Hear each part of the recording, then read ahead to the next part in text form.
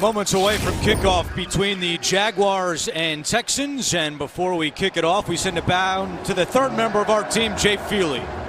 Andrew, the Texans are in the playoffs, but the looming question is who's going to play receiver opposite DeAndre Hopkins? They lost Will Fuller, they lost Demaryius Thomas. QT is out for the fifth straight week, so it's rookies Vincent Smith and Stevie Mitchell who have 2 combined receptions career for the both of them. Add in returner DeAndre Carter, and that's the least experienced receiving core in the league. But James, the one advantage these young receivers have is that Hopkins doesn't practice a lot, so they get a lot of first-team reps with Deshaun Watson. Andrew, earlier in the year, I saw Andre Johnson in the building. Maybe they could find him and bring him out of retirement. Bill O'Brien was talking to you about playing receiver. Yeah, that's a real stretch right there. Jaguars win the toss. They will defer. There is so much at stake for the Texans, but simply put, they clinch the division with a win. They would fall to the 6th seed and be on the road if Indianapolis or Tennessee don't tie. One of those 2 teams wins tonight, and of course they can still move up to the 1st seed, the 2nd seed, but priority today for Houston: win the game, win the division, and then see where the chips fall. DeAndre Carter, the deep man, as Logan Cook boots it away, and it will be a touchback. Houston will start at the 25-yard line. A look at the season numbers for Deshaun Watson, 10th in the NFL with 26 touchdown passes this year. And he's thrown at least 1 touchdown pass in 20 consecutive games. That is the 2nd longest active streak. Only Ben Roethlisberger of the Steelers has a longer streak going.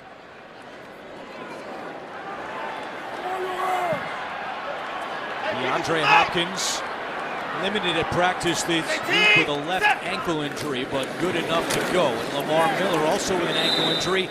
Nothing doing on first down, a loss of 1. As we take a look at the starting lineup for Bill O'Brien's Texans, and O'Brien, the play caller in this Houston offense. We had a good chat with the center, Nick Martin, on Friday, and look for Houston to run the ball, be a little bit quicker, use some tempo on offense today. As DeAndre Hopkins has his first catch. Telvin Smith makes a quick tackle. As you see the Jacksonville defense under coordinator Todd Wash in his 3rd year as the defensive coordinator. Calais Campbell entering with 9 sacks. Yannick Ngakoue right behind him with 8 sacks on the year. And those 2 are lined up together on the right side. Very quiet here at Houston as they're anticipating this 3rd and 6, and right back to Hopkins, who could not hold on. Incomplete pass, and good coverage on the play by Jalen Ramsey. And Jalen Ramsey is so aggressive at the catch. And by that I mean, yeah, some guys want to make the tackle, but Jalen Ramsey realizes the ball's in Hopkins' hands, and he has to strip it out. Look at him pull it away and not allow DeAndre Hopkins to tuck that ball into his chest. Since week 11, the Jaguars have only allowed 16 points per game. That's 3rd best in the NFL. So they're not scoring a lot of points, but their defense has been playing at a high level, and they force a 3 and out. D.D. Westbrook on the return, trying to get to the outside. He does. Westbrook across the 35, and Justin Reed slams him down at the 37. And now a little extra after that tackle by the rookie Reed. A 17-yard return for D.D. Westbrook. So here comes Blake Bortles, who is starting after coming off the bench for the last 4 games on the season. 13 touchdowns, 14 turnovers for Bortles, who in his career on the road in Houston is just 1 and 3. Here comes the noise when the defense gets out on the field for the Texans. Yeah, we're waiting for it. Well, you want to be quiet when your offense is out there so they can hear the signals. On first down, Bortles screen pass, and it's Blake Bell, who's immediately met by Tyrann Mathieu. Bell had gone 5 straight games without a catch. No gain on the play, as you see Scott Milanovic, 5th game, calling the plays after coordinator Nathaniel Hackett was fired. And up front, right tackle Corey Robinson, starting for the injured Josh Wells. So Jacksonville is on his 4th different left tackle and 3rd different starting right tackle.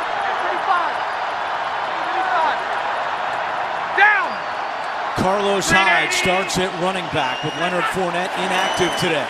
And here is Hyde. And barely gets back to the line of scrimmage. Bernardrick McKinney on the stop. Now this Texans defense is without a key player in the secondary. Jonathan Joseph listed as questionable with a neck-shoulder injury. James, we saw him practice on Friday, looked pretty good, but he is not active today, and Sharice Wright will get the start at corner under Romeo Cornell. I talked to his position coach, Anthony Midget, and he said it's that shoulder, neck area where they just want to give him another week once he gets to the playoffs so that it'll be 100%. And it's 3rd down and 9. Bortles chased out by Merciless. Throws on the run, and it's nearly intercepted. Kareem Jackson went up to try to pick that one off. So after a Texans 3 and out, the Jaguars go 3 and out. You have designed pass rushes, TE stunts, ET stunts, but this is a design flush Bortles to the left. When we talked to Bortles, I asked him about which side he likes to roll out to. He said, oh, right-handed quarterbacks love to go right. They forced him left to a side that's tough to throw the ball to. DeAndre Carter, the deep man for Houston, backtracking to his own 11-yard line and calls for a fair catch. DJ Chark ran into him, and that's going to be catch interference on the rookie Chark. We're already seeing a little bit chippy between these two teams. You can expect it to be chippy the entire game. There's going to be a lot of pushing and shoving. I talked to some of the officials before the game. I said, which guys are you kind of concerned about? They said, all of them. Pete Morelli, our referee today. As you see on the replay, Chark running into Carter. He got pushed in a little bit also.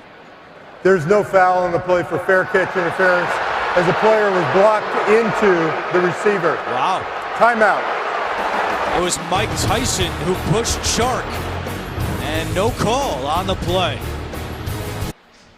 A lot going on while we were away because of the no call on the catch interference. Jacksonville is saying that they recovered the loose ball, and Doug Marrone has thrown his challenge flag. For more on this, we bring in our rules analyst back in New York, Gene Steratore. Gene, how did you see this one? The reason that they had picked this up is that the deep wing official does come to the back judge and tells him that a teammate of the return team blocked that defender into the return team player. Therefore, that block or that contact to the fair catch player is nullified. That's the picking up. Then we go to what you've just mentioned, and that is who was first to touch. My thought is on the field, the ruling was that they want to give this ball to Houston. We're going to have something clear and inconclusive as to who was first to touch. I mean, it is such a quick play. You can't tell if it glances off the helmet of the gunner or if it hits the chest of the return man. It's exactly right, James. And if it hits the helmet of that flyer or gunner, as you said, then that's a first touch spot, and Houston would get the ball at that spot.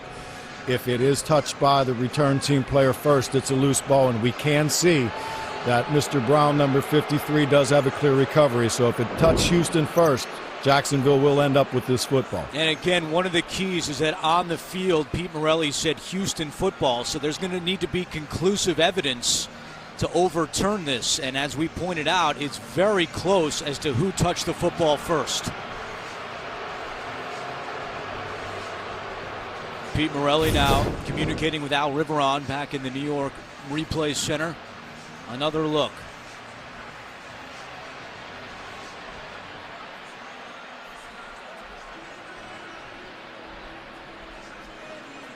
As Gene pointed out, it was Blair Brown, the second-year linebacker, who recovered the loose football.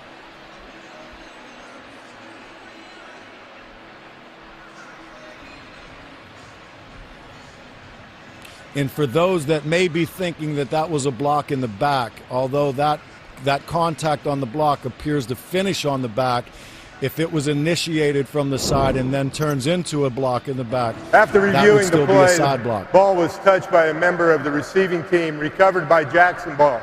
It will be Jacksonville's football at the 10-yard line. Wow, Gene, thank you very much for all your help back in New York. Doug Marrone wins another challenge. He's now 7 out of 8 on the season, and of all the active coaches in the NFL, he has the best winning percentage on challenges, close to 65%. We had him last week. He challenged and he got the ball in his own territory. They ended up with no points because they had penalties, they had a fumble. They have to come off this field with at least 3 points and really a chance to get in the end zone and go up 7-0. Just 2 offensive touchdowns in the last 4 games for the Jaguars. They have it 1st and goal at the 10. Carlos Hyde. And he gets 2 yards on the play. Jacksonville has had a lot of struggles in the red zone this year. Just 45% scoring touchdowns. The 49ers are the only team with a worse percentage. If you look at their skill receiver set, they have a lot of smallish receivers. They don't have a big dominating receiver or a go-to tight end. So if you're Houston, you don't know who to cover, who to double, but you just man-to-man and lock them up and get that pass rush after Blake Bortles. Dave Williams, the rookie, is the running back. It's a play fake. Bortles on the move, chased by Watt. Bortles will keep it himself and shove that out of bounds by Zach Cunningham at the 8-yard line. It'll bring up 3rd down and goal. Jaguars have won a couple plays where they've tried to boot, get Bortles out of the pocket, and each time he's been running out of the pocket, J.J. Watt's been in pursuit. So they're having a tough time containing Watt and Clowney in that front 4. And you see the red zone numbers for Houston. They're 2nd worst in the NFL from a defensive perspective in terms of allowing touchdowns. Now Jacksonville spreads it out. There's D.D. Westbrook, their top receiving threat. Bortles has time. Pass deflected. Caught off the deflection. It's caught by Westbrook, who's dragged down by Andre Howell. No quarterback since 2014 has had more passes batted down at the line than Blake Bortles. It continues to be a problem. It was J.J. Watt who got a hand on it. There's just a little bit of a loopy action where he brings the ball a little lower than you would expect a guy who's as tall as he is. But that really wasn't getting blocked at the line. That's almost blocked as it's coming out of his hand. And J.J. Watt is just kind of dominating right now, which you would expect him to do against a journeyman offensive tackle. So with Josh Lambeau on IR now, Kai Forbath playing in his 3rd game for the Jaguars, a 25-yard field goal attempt, and it's good. So off the turnover, the Jags put 3 on the board, and they have the early lead in Houston. The NFL on CBS is sponsored by Honda. Hurry into the Happy Honda Days sales event today. Farmers Insurance. And by Verizon. The best unlimited is on Verizon, America's most awarded network. Texans have the 2nd best turnover differential in the NFL at +12 coming into the game, but an early turnover on special teams leads to a 3-0 advantage for the Jaguars. DeAndre Carter awaiting the kickoff from Logan Cook. The Texans started 0-3, then won 9 in a row, a franchise record, but they've lost 2 of their last 3 games, including a heartbreaker a week ago in Philadelphia. And it's a touchback for Cook. Now, one of the big matchups today, J.J. Watt against Corey Robinson, the right tackle, James. So 3-time Defensive Player of the Year against a guy who's started 8 games total in his NFL career. J.J. Watt up to his old antics. He just missed it by that much, but not this time. He is going to be a thorn in their side, and you can only chip him so much at some point in time because he moves up and down the line. You've got to single block him, and that's almost mission impossible. So a quick 3-and-out for Houston on its first possession. Let's see what happens here on their second as Watson keeps it himself. Has some room. Deshaun Watson with a 1st down run. Out to the 39-yard line, a gain of 15 for Watson. We had the Texans in week 6 on the road against the Jacksonville Jaguars. And the week before that game, the Texans had played the Dallas Cowboys. And Deshaun Watson had just gotten beaten up. And he was injured for much of the season. He's healthy again. They're going to use him more and use those legs. Watson in trouble, and he is brought down. Yannick Ngakoue coming away with that sack. His 9th of the year. You're trying to get a deep shot. You have Vincent Smith, the speed receiver, number 17, and he wants to hit him. He's running a deep crossing route. It's not there. Too much time in the pocket elapsed before he could get the ball off. The 57th time Watson has been sacked this year, the most in the NFL. Watson over the middle, and it's caught by the tight end Ryan Griffin.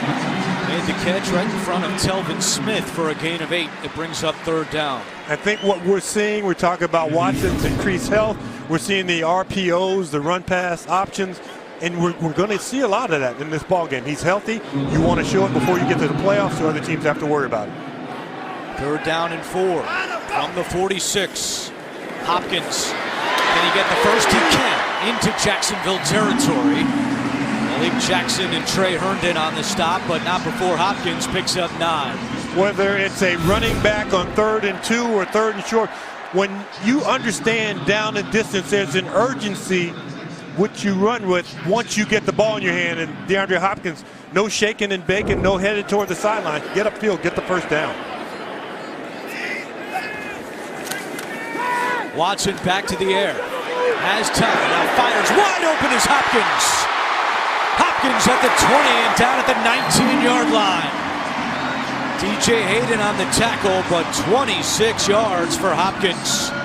I don't know why Jalen Ramsey would not continue to cover DeAndre Hopkins across the field. This is man-to-man coverage here, because watch this route here. Man-to-man on the outside, he's staying with the receiver, and Jalen Ramsey just says, well, he's crossing the field, I'm going to turn him over. No, that's your guy. That's the guy you wanted to cover. There's Miller. Up the middle, Lamar Miller, 1st and goal, Texans. A 14-yard run for Miller. Boy, a really great burst by Lamar Miller. He's following Zach Fulton, the right guard, who pulls around in the hole. He's got Ryan Griffin, the tight end. 2 guys pulling for him. He's patient, and then a burst through that big hole in the offensive line. Texans using tempo on this drive. They've got the ball at the 5-yard line. It's 1st and goal. Watson has some room to run. He will keep it, and he leaps and is shoved out of bounds. Let's have an NFL Today update with JB at Boomer Esiason. A win and a bye for the Pats. Right, the Patriots go 9 plays, 59 yards, 17-yard TD pass to James White. That's Tom Brady's 26th on the year. They take a 7-0 lead over the Jets. Back to Andrew, James, and Jay. All right, guys, Patriots trying to lock up a first-round bye. Watson was shoved out of bounds at the 2-yard line. It's 2nd and goal.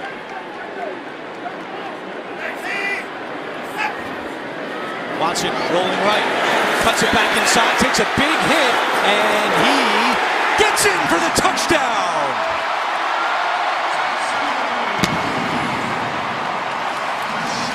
Deshaun Watson with his 5th rushing touchdown of the year. Andrew, I'll just let you know that that's your dad's quarterback. Quarterbacks used to be these fragile characters that stood in the pocket. No longer. You see all these guys doing it in college, they bring it to the NFL, and nobody's worried about an expiration date on quarterbacks. Are they going to last 12, 15 years? What can you do for me now? Be physical, use your legs, use your arm, all of your attributes. We'll worry about down the road when we get way down the road later. Avery Jones could not wrap up Watson, who was 3 for 3 passing on that drive for 43 yards, and he also had 20 yards rushing. And it's clear that Deshaun Watson is going to be on the move a little bit more today, James. It certainly is. Not today, not only today, but also into the playoffs. And here he is at the goal line. There are bodies that he's laying on top of, so there's nothing of his in the lower body that's on the ground because he's on top of a bunch of other bodies. Has not been confirmed in replay yet, so that's the delay. They will review and we'll step aside. Back to Houston in a moment. So they've taken the points off the board. They said that Watson down at the 1. So Texans now faced with 3rd and goal from the 1. Lamar Miller, the running back. And it's Watson. Does not get in again. Ngakoue and Jack on the tackle. It's 4th and goal. What does Bill O'Brien do? He's keeping the offense on the field. You've seen a similar set. You've seen the jet sweep motion, the tight end pulling, the lead back going in. And if anything, Watson runs this ball too far to the outside as opposed to charging right behind the running back, using that running back as the lead block. How about the call here, James? Well, remember you have Deshaun Watson and moving him inside. Jalen Ramsey's way on the outside. 4th and goal. Miller next to Watson. And some movement on the line. Number 26, offense. 5-yard penalty, still 4th down. So that penalty will now change the mind of Bill O'Brien, who is frustrated. Almost pulled a Nick Saban there with his headset. And he'll send out his kicker, Kaimi Fairbairn. Penalty on Lamar Miller, the running back, for a false start. All it takes is a little flinch, and you can see that little movement where he just leans to the right. If anything, he should have gone in motion, come back, and lined back up. Maybe you can fool the officials with that. A 23-yard field goal attempt for Fairbairn. And that's his 36th made field goal of the year, a Texans franchise record. Tied at 3. We'll be back in 30 seconds after this from Lowe's.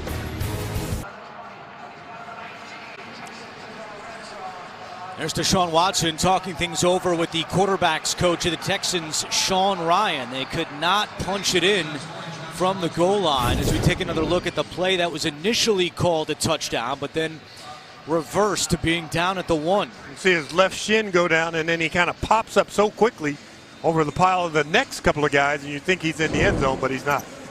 Pre-snap penalties have been a big issue for Bill O'Brien's team this year. They lead the NFL in pre-snap penalties, and Lamar Miller with that false start on 4th down, adding to their total. Shark, the deep man, it's a touchback. And while we were in break, Bill O'Brien and Deshaun Watson were having a heated conversation. If you think that's heated, you haven't been in a locker room very often. That's just a nice discussion.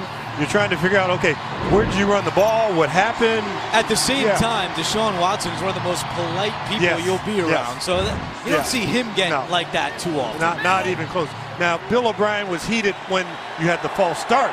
But by the time he went to talk to Deshaun Watson, he was a cool, calm, collected Bill O'Brien. 5:20 to go, opening quarter, tied at 3. Bortles throwing on 1st down and completes it to James O'Shaughnessy. And the tight end is knocked down by Kareem Jackson.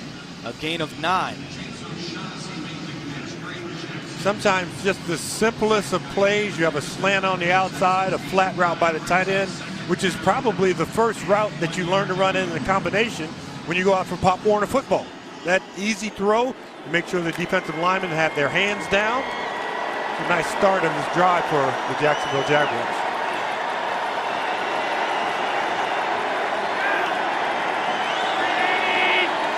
Second and 1.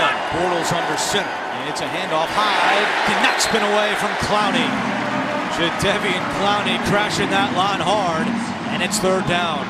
We think of Clowney as an outside linebacker, but when he lines up inside, right in the middle of your screen, he is so dynamic, so quick, and he times the snap really well. When we talk to J.J. Watt in our meetings, I asked him, I try to be nice. Yeah, defensive linemen jump off sides once in a while. I said, yeah, we do, but by about the 3rd series, we've got that snap count down. We can anticipate that we can really get off and go after the quarterback. And that time, they attack the running back in the backfield. This crowd is helping out right now, too. Play clock at 3. Bortles on 3rd and 2. Taking a deep shot from Moncrief, incomplete. Was looking for the back shoulder throw, off target, and a punt by Jacksonville. You had 9 yards gained on 1st down on a quick pass to the tight end. You end up 3rd and 2. You can't get the 1st down. Huge 3 and out for the Houston Texans right there on a drive that started. Looked like Jacksonville was going to be able to move the ball down the field. 10 plays for Jacksonville so far. They've gained a total of 11 yards. Carter backtracking to his own 11. Shark is down there, cannot wrap him up. Carter breaks free and out of bounds at the 20. A 57-yard punt, 9-yard return. Tied at 3 in Houston. The NFL on CBS is sponsored by Swiffer. Stop cleaning, start Swiffering.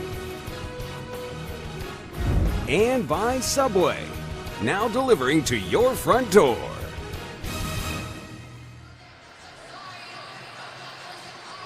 Texans fans hoping to see their team clinch the division title for the third time in the last 4 years. All it takes is a win today over the Jaguars. 3:40 to go, opening quarter. We're tied at 3. Texans start this drive at their own 20 with Alfred Blue as the running back. Watson looking to throw. He's in trouble, and he is down. Miles Jack flying back there along with Malik Jackson. A loss of 8 on the play. Just so much pressure in the pocket when you ask a running back to try and pick up a defensive tackle or defensive end. That's not a great matchup. And Lamar Miller, he's just sitting there waiting. Gets run right over. Give that to Alfred Blue. Take that away from Lamar. Alfred Blue, got to step up and really meet that player before he gets his momentum going. Already 2 sacks in the quarter for Jacksonville's defense, and now it's 2nd down and 18.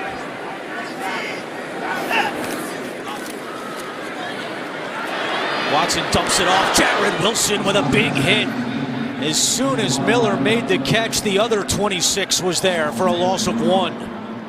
Little things you talk about, field position. If you're the Jacksonville Jaguars, you know, how can we win this game? One of the great ways you can win it is if you keep the Houston Texans down in this hole. You know, they had the big plays early to get close to the goal line. But if you can consistently keep them in 3rd and long like you're able to do here, you got a chance with punt returns and DJ Westbrook to do a lot of things that will damage the Houston Texans. 3rd and 19. Watson short over the middle to Hopkins. And Hopkins is wrapped up by DJ Hayden. So another strong defensive set by this Jacksonville defense. Just running a short drag underneath all of the defense. And look at Telvin Smith. He's watching the quarterback, but he sees a receiver in his area. And as soon as he sees that's DeAndre Hopkins, he says, yeah, this is the guy that they throw the ball time to. Attack him, you win the day. So Trevor Daniel will kick it away to the dangerous D.D. Westbrook, who had a 74-yard punt return touchdown a couple of weeks ago against the Redskins. And this time he'll call for a fair catch near midfield. He lost the football along the sideline. Texans saying they have it. No signal yet. Did he have control as he crossed the line? We've had officials point in each direction. Now they're pointing. Zach Cunningham is holding the football, but you're right. Did he corral it before going out of bounds? They have now ruled Houston football. Recovered by a member of the kicking team. Houston's ball, 1st down. When you are taught to recover a fumble, you want to get the ball, pull your knees to your chest, which is exactly what he does, and it looks like he appears like he has it as he goes out of bounds and touches the white.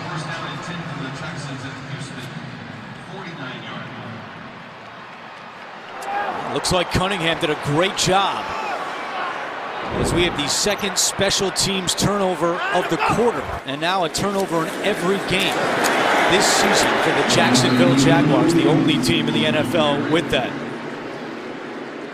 Alfred Blue picks up 6 yards as D.D. Westbrook watches from the bench.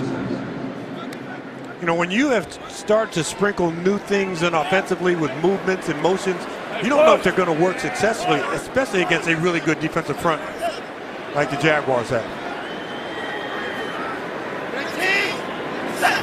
Final minute of the 1st quarter. Watson keeps it himself, has a running lane, and Deshaun Watson picks up a 1st down. Miles Jack on the tackle, but 8 more yards on the ground for Deshaun Watson. I think if you're going to run Deshaun Watson, and you're going to run him a lot, Deshaun Watson has to make a decision.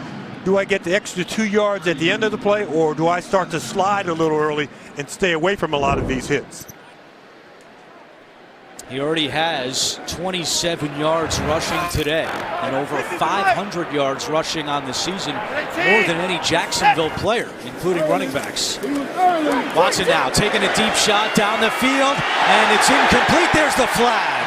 Pass intended for Stephen Mitchell, and it was the rookie Trey Herndon who had the coverage. Jacksonville was without its starting corner A.J. Boye today, inactive with a toe injury. So Herndon getting more playing time, and he commits the penalty. Pass interference. Number 41 defense. Automatic first down. Stephen Mitchell picked up off of the Los Angeles Rams practice squad, went to USC.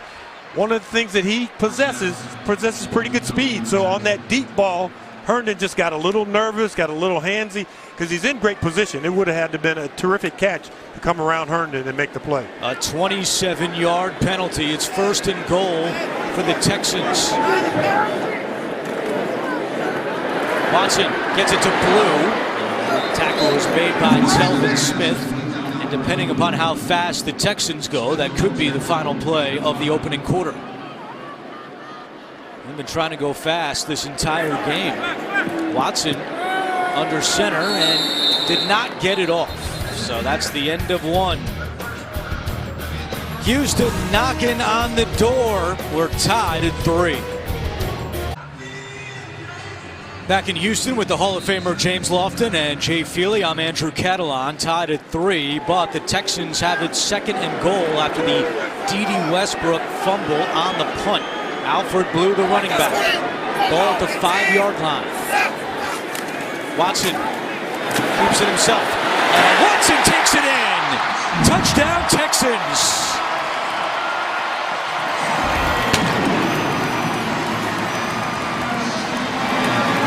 Fifth rushing touchdown of the season for Deshaun Watson.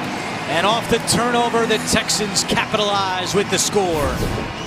You would never advertise a product as slippery and strong, but that's exactly what Deshaun Watson is. Able to slide past guys and then able to use his strength to get into the end zone. 4 plays, 51 yards with the short field off the turnover, and Fairbairn with the extra point. It is good.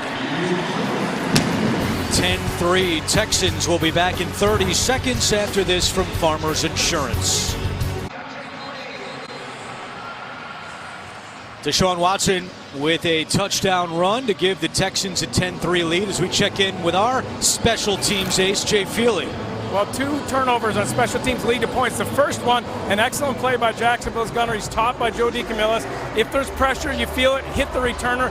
That leads to a turnover. But D.D. Westbrook, no reason for him to try and field that ball. It was a poor punt. It was going to bounce backwards on Houston. He comes up, tries to fair catch it going down to the ground, and it's a big turnover. It leads to a touchdown.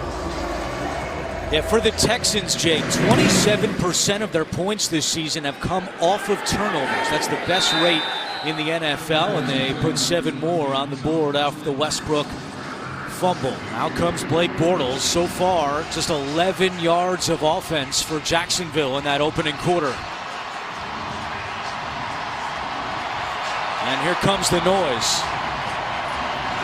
You know, as Jacksonville was riding to the division championship last year, they rode their defense. And you almost forget about the Texans in that little mismatch. That the Texans had this great defense before last year. They had some injuries last year, but right now they're healthy and they are flexing their muscles so far in this ball game. Down!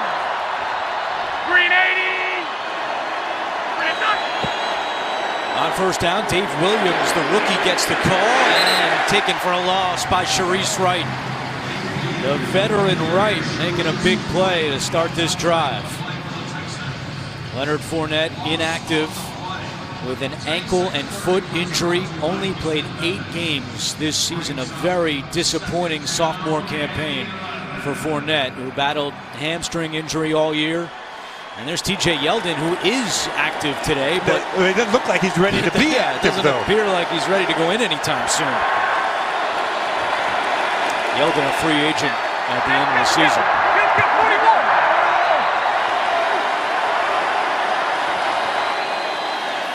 On a delayed handoff, and Williams gets a couple. Another NFL Today update. Here's JB and Boomer. Patriots proficiency. Look at this pass from Tom Brady. Great touch. He's 13 of 15 on the day, 131 yards.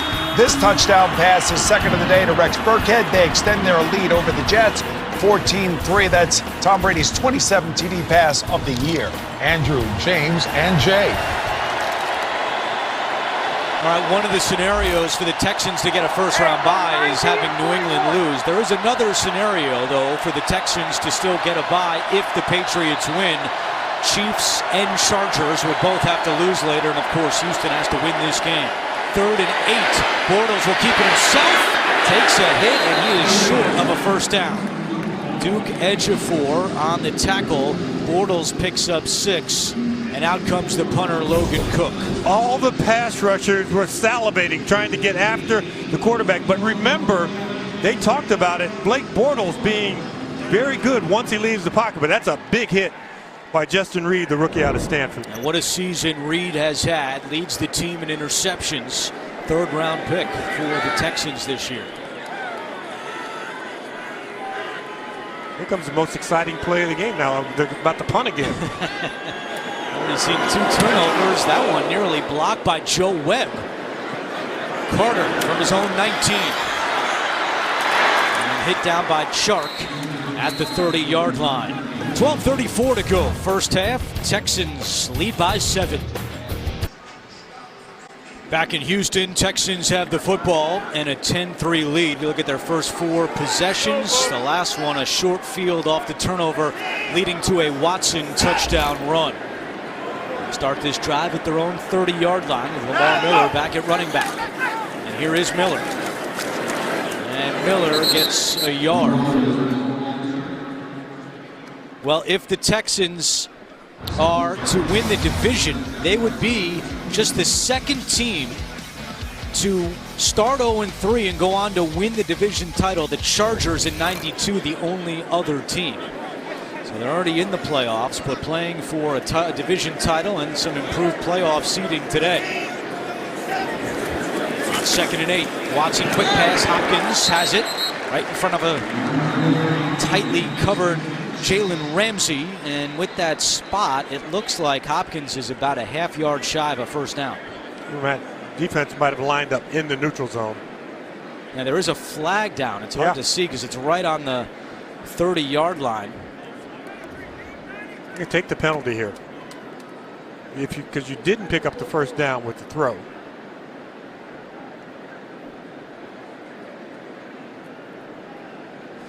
Now, if Bill O'Brien has DeAndre Hopkins in his fantasy pool, then he might take the catch. Number 93, defense, 5-yard penalty, still 2nd down. Apparently on Calais Campbell. You know, one of the things that Jay Feely talked about in the open was these young receivers and how much you use them. And we talked about the fact that DeAndre Hopkins only practices about 25% of the time. So the younger players get that practice time, but there's a difference between practice confidence and game confidence. And Deshaun Watson said, I have confidence in him, but he has to demonstrate that confidence in the game, get these guys some balls, get it rolling. 2nd and 3, Watson, play fake, fires incomplete over the head of one of those receivers James is talking about, Vincent Smith. As Watson told us, if you're on the field with me, I trust you. And he said that Vincent Smith and Stephen Mitchell have been coming over to his house to watch film even when they're not at the facility. Vincent Smith, quite a story. Undrafted out of Limestone, Division II school in Gaffney, South Carolina. One of their famous alums, Gaylord Perry. And Smith had the big catch last week, a touchdown in Philadelphia. 3rd down and 3.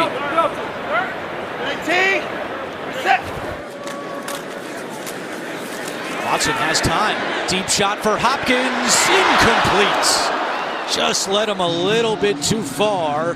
Hopkins had a step on Ramsey, and it's 4th down. Well, if he had been able to drop that ball in, it's a beautiful route by Hopkins. You see him run to the inside. See that look? When he looked, Jalen Ramsey looked back for the ball, and then he's able to burst away from Ramsey and almost drop the ball. Because if you just line those two up in a foot race, Jalen Ramsey's going to win every time. But that time, a great move by Hopkins allowed him to get open. Texans are now 1 for 5 on 3rd down today. As Daniel kicks it away to Westbrook. Back out there after losing the last one. And this one goes out of bounds inside the 5. Ah, beauty from Trevor Daniel, the rookie. A 60-yard boot. The NFL on CBS is sponsored by State Farm. Here to help life go right. The unexpected energy of ExxonMobil. And by the Ram 1500, Motor Trend's 2019 Truck of the Year. Our crew had a phenomenal meal last night. Pinkerton's Barbecue here in Houston. Our colleague Jelani Rooks still sweating from the jalapenos that we had last night. Jacksonville backed up after that beautiful punt by Daniel. They have the ball at their own 3-yard line. Quick pass to Westbrook. And Westbrook across the 5 to the 6. Tackle made by Sharice Wright. Jacksonville is still without a first down so far in the opening half. You know, I love that play call. It didn't net a lot of yardage, but you're throwing the ball from your own end zone, and you can get a safety called if you hold when you're in the end zone. So, but that ball got out so quickly, no chance for Clowney or Watt to make those offensive tackles hold them.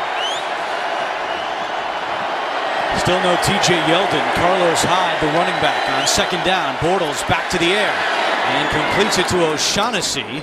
And right near the chains, we're going to go back to New York. Another NFL Today update with JB and Boomer. Brady now with 3 touchdowns. Patriots rolling, boys, after a Jets fumble, a 9-yard TD pass to Philip Dorsett by the ageless wonder Tom Brady. 14 of 19, 140 yards. And as JB just said, 3 touchdown passes. They extend their lead to 21-3 over the Jets. Yeah, they're slipping badly, Andrew.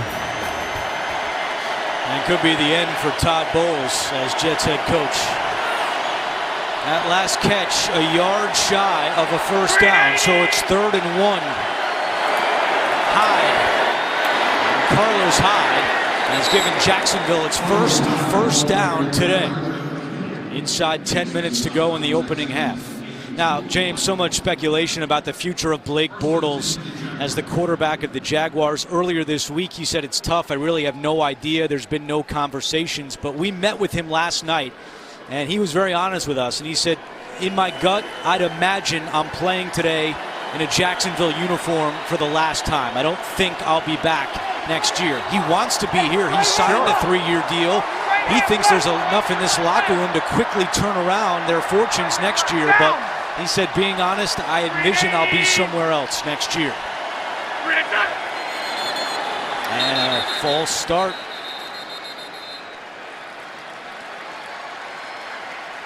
False start, number 87, offense. 5-yard penalty still, first down. That's on the tight end, Blake Bell. And to further the point on Bortles, they got a lot of backups out there. We told you they're 4th different starting left tackle, 3rd different right tackle. But for Blake, this is an important game for him in his future. An opportunity to showcase to other teams that even without a strong supporting cast around him, he can make some plays. Just remember, go back to 2017 when he beat some of the best teams in the NFL in the playoffs. They got all the way to the AFC Championship game. So that's one of those things that on his calling card he's going to show people when it's time to get out in the market. Has to call a timeout here with the play clock winding down. First timeout called by the Jaguars in this half. Well, as we celebrate CBS's Super Bowl season, we take a look back at some Super Bowl memories. How about Super Bowl 51? Right here in this stadium in Houston, New England erased a 28-3 second half deficit. Came back to beat the Falcons' first overtime game in Super Bowl history. Patriots won 34-28. CBS, the proud home of Super Bowl 53 this season. Game is February 3rd in Atlanta. The Patriots have played in a lot of one-score Super Bowls, which could have gone either way, but so many of them have gone their way that dynasty, you look at it, and Tom Brady coming into today's game, there were like 5 quarterback categories that he wasn't in the top 5 of them. One of them was touchdowns. He needed 8 touchdown passes to get in the top 5. Already has 3, so maybe he read that in the newspaper somewhere. Out of the timeout, 1st and 15. Bortles to O'Shaughnessy. And O'Shaughnessy still moving those legs and brought down close to the 20-yard line by Cunningham. And you look at what went wrong for the Jaguars this year, and you got to point the finger, for the most part, at the offense. You see the difference in terms of their production on offense. But as Bortles said, no one's going to use it as an excuse. But their injury list, their IR list for their offense, I mean, it's absolutely incredible. Cam Robinson, their left tackle, Marquise Lee, that man, Austin Severian-Jenkins. Fournette's only played 8 games. They have lost so much on the offensive side of the football. Again, not an excuse, but part of the reality for Jacksonville this year. And that's False start, number 79. Offense. 5-yard penalty. Still second down. That's why a guy like Corey Robinson is starting today. Just those little twitches in practice. You can twitch a little bit and nothing happens. There's no official there to throw a flag on you. You get in the game and you're looking at J.J. Watt or Jadeveon Clowney, and you're already twitching inside, and then the twitches come outside after that. Worst penalty yard differential in the NFL. That this year belongs to the Jaguars. Already 4 for 42 yards in the opening half. Bortles pass deflected and incomplete. He was looking for Keelan Cole, and now it's 3rd and 10. You know, if you're on that defensive line for the Houston Texans, that Blake Bortles is not going to be holding this ball a long time, because you have the guys to get back to him. So if you can't get back to him, especially if you're in the interior defensive lineman, get those hands up, get them in the passing lanes. 5th year for Bortles. That's his 89th pass batted down at the line, most in the NFL since 2014.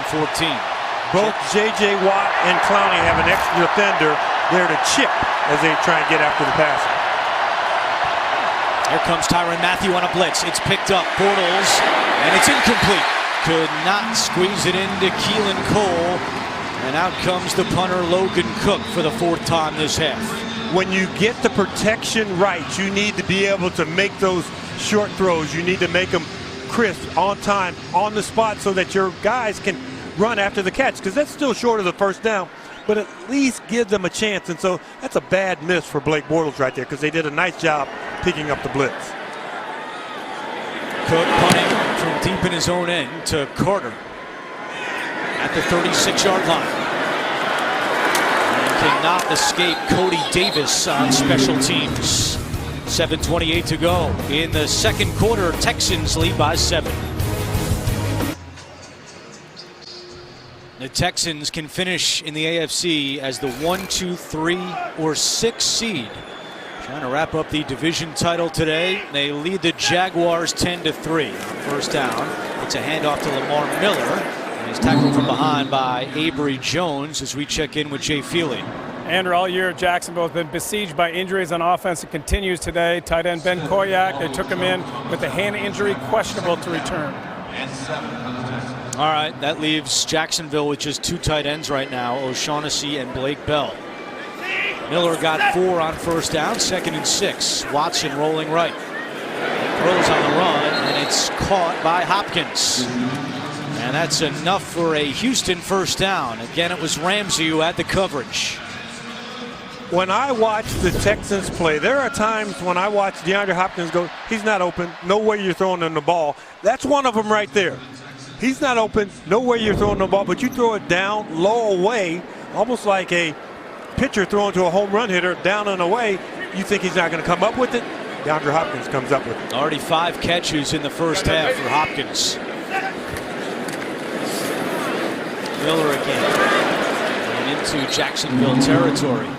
So Deshaun Watson started every game this year for the Texans. First Houston quarterback to start all 16 games since Matt Schaub in 2012. But of course there was one he nearly missed. It was the game week 7 at Jacksonville. And the famous story now is because of a collapsed lung and a broken rib. He couldn't risk being up in the air with the pressure from a flight. So he took a bus from Houston to Jacksonville and back. 2nd and 6, completes it to DeAndre Carter for a first down. We revisited that story with Watson, and he said the doctor initially said, what about a helicopter ride? Right. So they were looking into a helicopter to take him to Jacksonville. Eventually that wasn't going to work, and that came up with the bus, and the Texans took care of it from there. And you can see in the last 8 games how much more healthier Watson is now, and his play and his numbers have reflected that. Watson keeps it himself. And still going with a first down. Shoved out of bounds by Jared Wilson. A 16-yard run for Watson. Well, it certainly opens up the playbook, because it allows you to do all the things that he's so great at. Things that he did when he was in college, able to do last year when he kind of burst on the scene in the NFL. Just spectacular speed, the vision, all the things that make him a great passer. He uses them with his legs also, so that same vision when he's in the pocket, he can use when he's using his legs. And Miller gets a couple. Deshaun Watson has 48 yards rushing. That is more than the Jaguars have as an offense. They have 41 total yards in this opening half.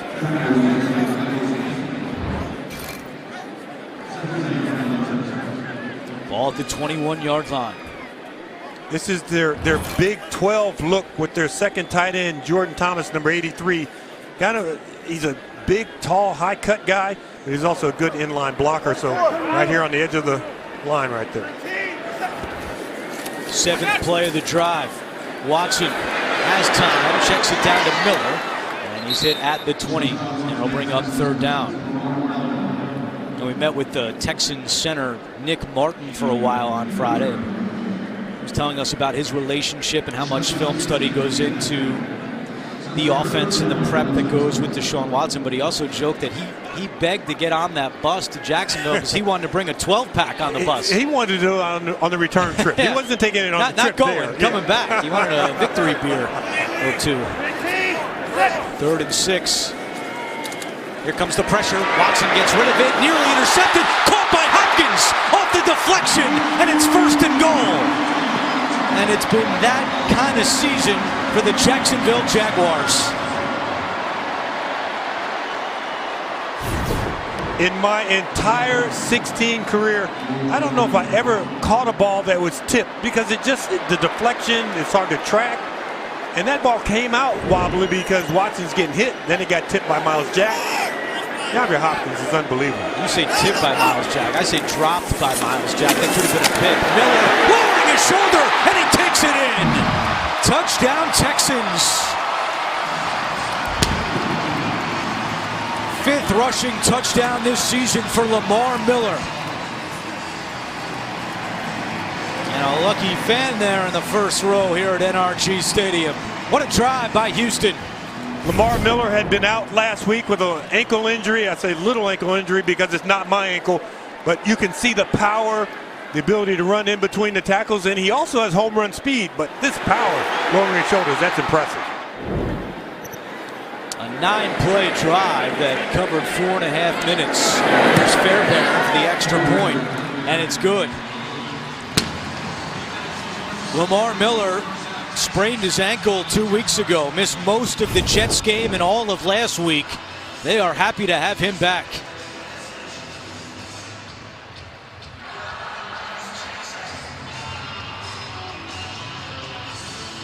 And there's the high five as Miller, inching closer to 1,000 yards rushing on the season, came in with 917 yards on the year. He's already got 34 rushing in the first half with 3:01 to go.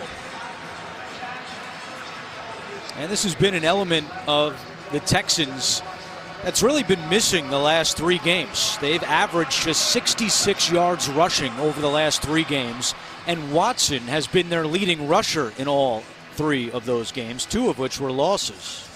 Don't forget, coming up, Verizon Halftime Report. JB, Phil, Nate Boomer, and Coach Cower back in our New York studio. They have all the scores and highlights coming up on the Verizon Halftime Report.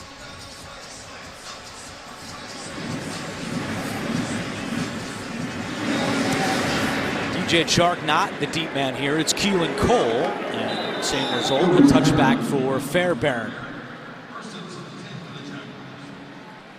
Going worst to first in the division. It's happened 15 of the last 16 seasons.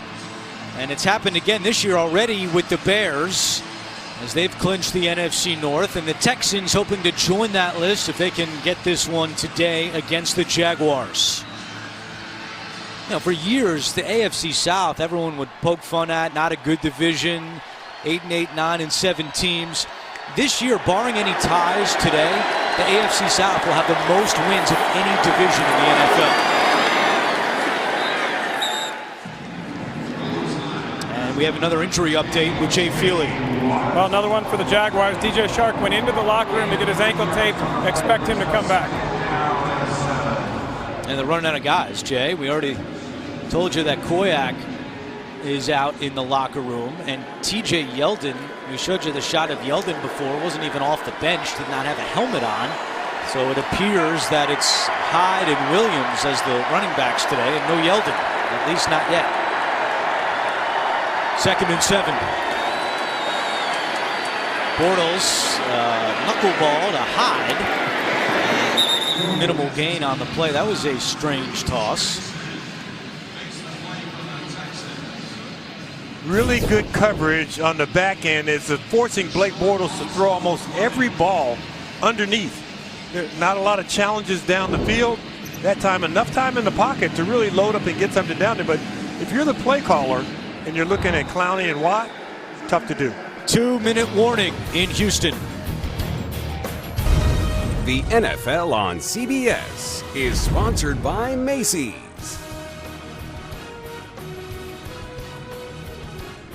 And by Pepsi, the official soft drink of the NFL. Somebody's out of place here. Maybe the jacket went on. That really threw everything off. This doesn't make any sense now. But a good turnout here in Houston. They're hoping to have some more home games coming up in January. A win today would ensure at least one. 3rd and 7 out of the 2-minute warning. 5-0-51. Jaguars have 2 timeouts. Houston with all 3.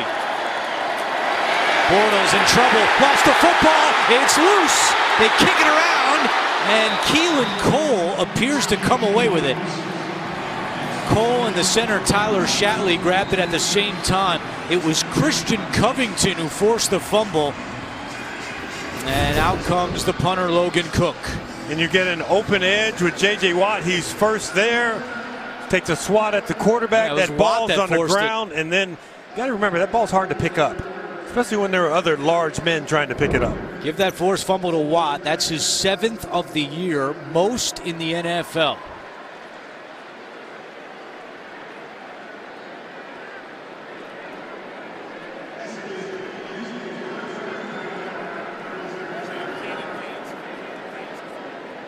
And now the Texans have called timeout to stop the clock with 1:46 to go. And that fumble went back to the spot where he fumbled, so you can't advance that fumble. Watt entered today with 6 forced fumbles, a new career high, and tied for first in the NFL with Khalil Mack and Dee Ford, both of who play later today. So for the moment, Watt now with 7 forced fumbles and the lead all to himself. Logan Cook has been a busy man in the first half. His 5th punt. Carter from his own 27. And Carter down at the 32-yard line. Don't forget, coming up, Verizon Halftime Report. Our guys back in New York have all the scores and highlights on the Verizon Halftime Report. And now an opportunity for the Texans to add on to their lead. They have 2 timeouts. They have the ball at the 32-yard line. They have a very good kicker in Kaimi Fairbairn, who's 4 of 6 from 50 yards and beyond this season. I still think right here the Texans need to proceed with caution. Ngakoue and Calais Campbell, 2 excellent pass rushers getting after you. Here comes the pressure. Watson eludes it and throws it away as he goes to the ground. It was DeJuan Smoot who drove Watson to the turf. It's 2nd and 10. The one thing that the Texans don't have, they don't have that really viable number 2 receiver. They had it in Will Fuller. He got injured. You went to Demaryius Thomas. And those guys are not just walking around the street anymore. So you've got to really develop, go with another receiver, almost in this situation here, just so that they can prove themselves a little bit. They hand it off. Blue is hit from behind. It was Ngakoue with the tackle. And Bill O'Brien playing this very conservatively with 1:20 and counting to go. I think after that 3rd down scramble and watching Deshaun Watson get hit as he's trying to move away from the pass rush, you got to be, like I said, cautious with your quarterback here. 3rd down and 7. Here comes the blitz. Watson is sacked again. 3rd time today that Jacksonville gets to him. Ngakoue and Campbell flying back there.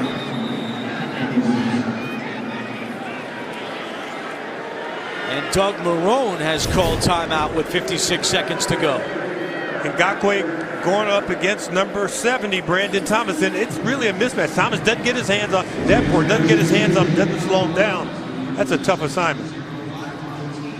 I don't blame Bill O'Brien for playing it conservatively there. What has Jacksonville showed offensively in the first half? That they can go down the field or dig out of this hole. They only have 36 yards of offense, so I think that kind of played into O'Brien's thinking as to why not to kind of go for it here with the timeouts he had.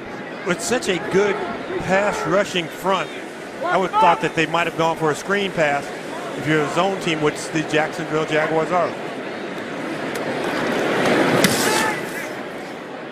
Westbrook, returnable punt from his own 30. Going the wrong way. Trying to turn the corner. He does. And now Westbrook picks up a blocker. There is a flag down as Westbrook takes it out to the 45-yard line. But a flag down at the 22.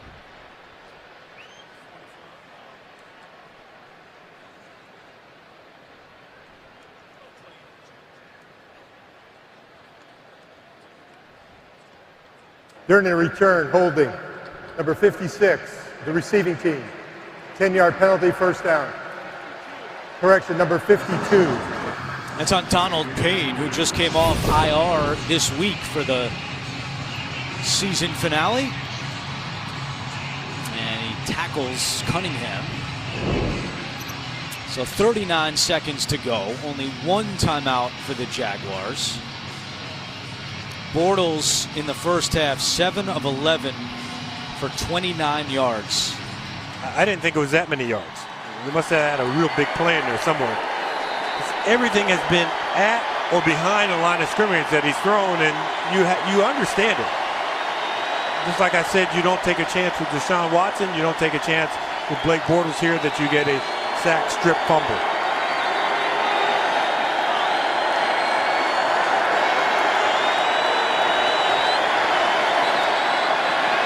Bortles gets away, still in trouble, and down he goes. It was Whitney Merciless bringing down Bortles. And James, very close to being a fumble there as well, as you called. And Whitney Merciless really well aware of it. Merciless, they're kind of spot playing him a little more this season, wanting him to be fresh for this December, January stretch. That time he comes around the corner, and when he goes after the ball, he's trying to knock it out. And the Jaguars have seen enough. They're just going to walk into the locker room. The Texans so good under Bill O'Brien when they lead at the half. They are 31-2 under O'Brien when they have a halftime lead. The best record of any team in the NFL since O'Brien took over. 10-1 with a halftime lead this year. 17-3 Texans. Halftime is next after these first half highlights from Verizon and a word from your local station. Want more stats? Hey Siri, who leads the league in touchdowns? Back here in Houston, start of the second half, and the Texans have a 17-3 lead. Alongside the Hall of Famer James Lofton, I'm Andrew Catalan. We'll hear from Jay Feely coming up. In that first half, Deshaun Watson had more yards rushing than the Jaguars did as an offense. And Bill O'Brien, they told us they wanted to run the ball a little bit more with Watson today, and that's opening up a lot more options in their offense. It really has, but they are going up against a tough defense. At some point in this ball game, Bill O'Brien is going to have to make some big decisions, not about Lamar Miller, but about Deshaun Watson, J.J. Watt, DeAndre Hopkins. Some of his stars, sometimes guys sit out of practice during the week because they don't need it. They don't need to really play the fourth quarter in this game if they have the game salted away. You want to keep these guys away from injury and get them ready for the next ball game. Lamar Miller, a touchdown run, his 5th rushing touchdown of the season. As you see the numbers for the quarterbacks, and Deshaun Watson doing a lot of damage on the ground with 48 yards rushing and a touchdown run as well. Jacksonville will get the football to start the second half, trailing 17-3.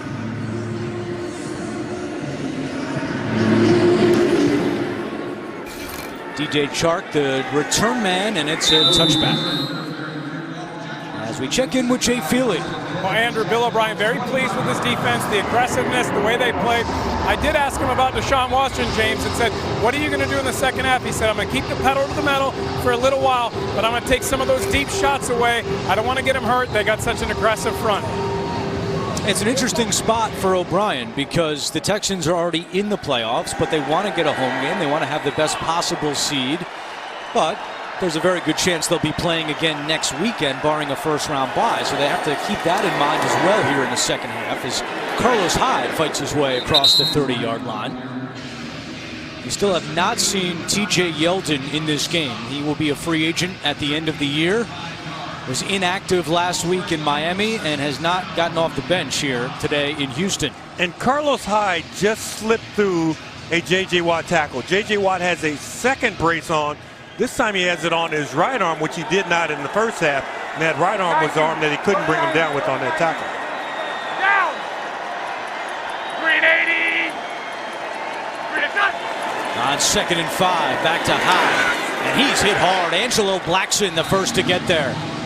You mentioned the extra brace for Watt, and this was in the first half as Watt came in, forced the fumble, and when he was walking off towards the locker room at the end of the first half, he was grimacing a little bit. Definitely.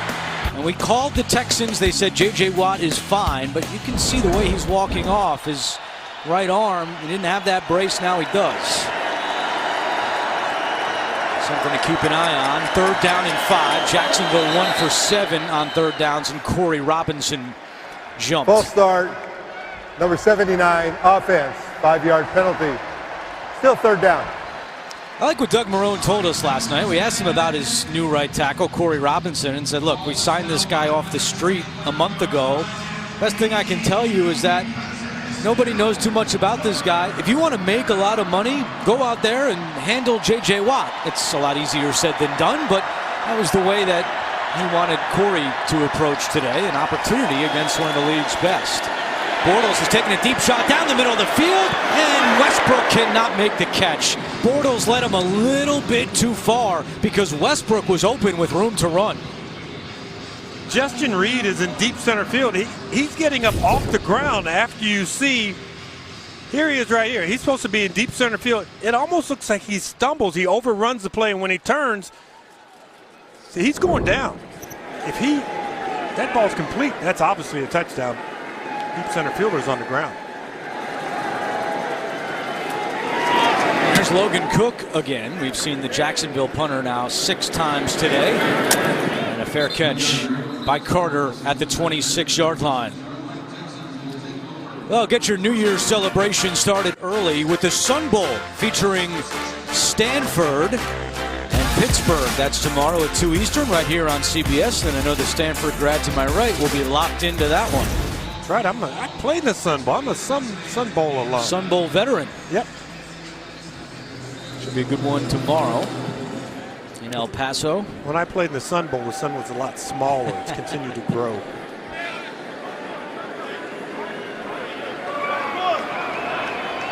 So Watson in the shotgun formation with Miller to his left on 1st down. And Watson to the air. And he fires for Hopkins.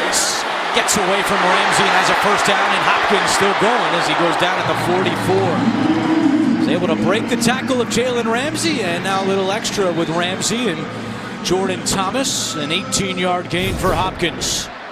Hopkins so good on these stop routes and moving away from Ramsey, then the run after the catch.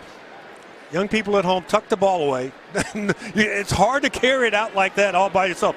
Maybe if it's one of those little Nerf balls that you can do like that. 7 catches, 80 yards for Hopkins. Miller gets a yard. Campbell on the tackle.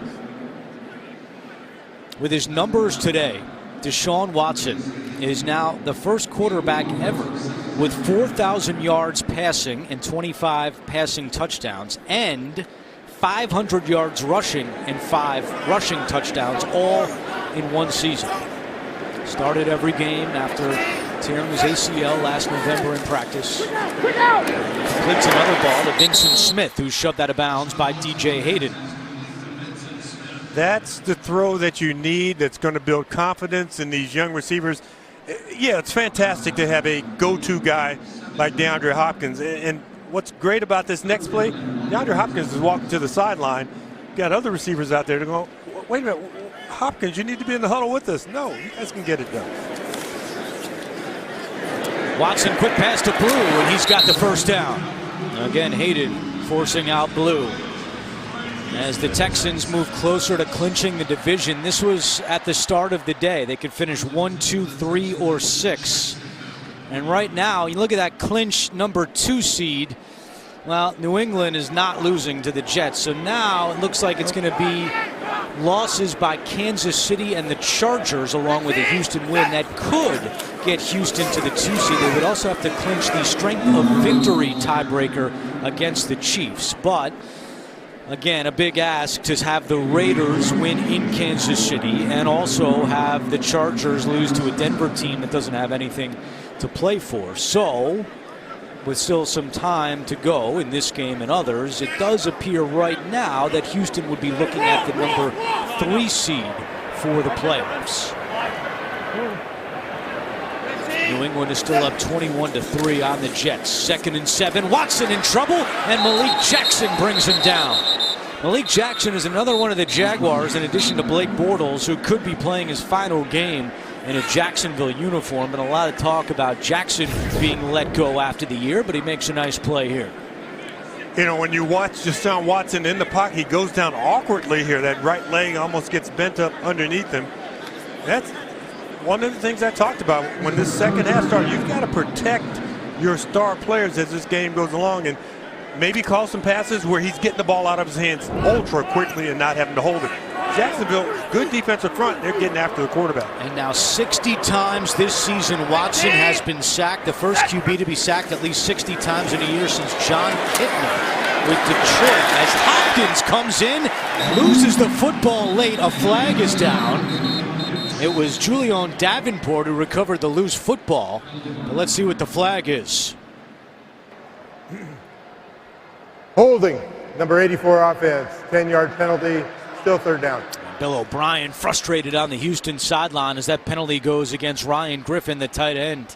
But a quick pass, get the ball out of your hands and out in space. You can see just a little bit of hold on Ramsey, who had Hopkins in pass coverage man-to-man. Griffin, the 6th-year man out of UConn. And it's 3rd and long for the Texans. Mentioned Kitna. 2006, he was sacked 63 times as a member of the Detroit Lions. And now Watson, the first quarterback since Kitna to be sacked at least 60 times in a year. Carter short of the first down, and Ngakwe on the tackle. And Bill O'Brien in between a punt and a kick. And he's elected to send out the punter, Trevor Daniel. Kaimi Fairbairn was also on the field. He was hoping to get a shot at a long field goal, but that would have been from 57 yards. Now would be the time, if your punt unit has a shift that you would use that would maybe draw the defense off sides, because even if you lose the 5 yards, you can still punt it down.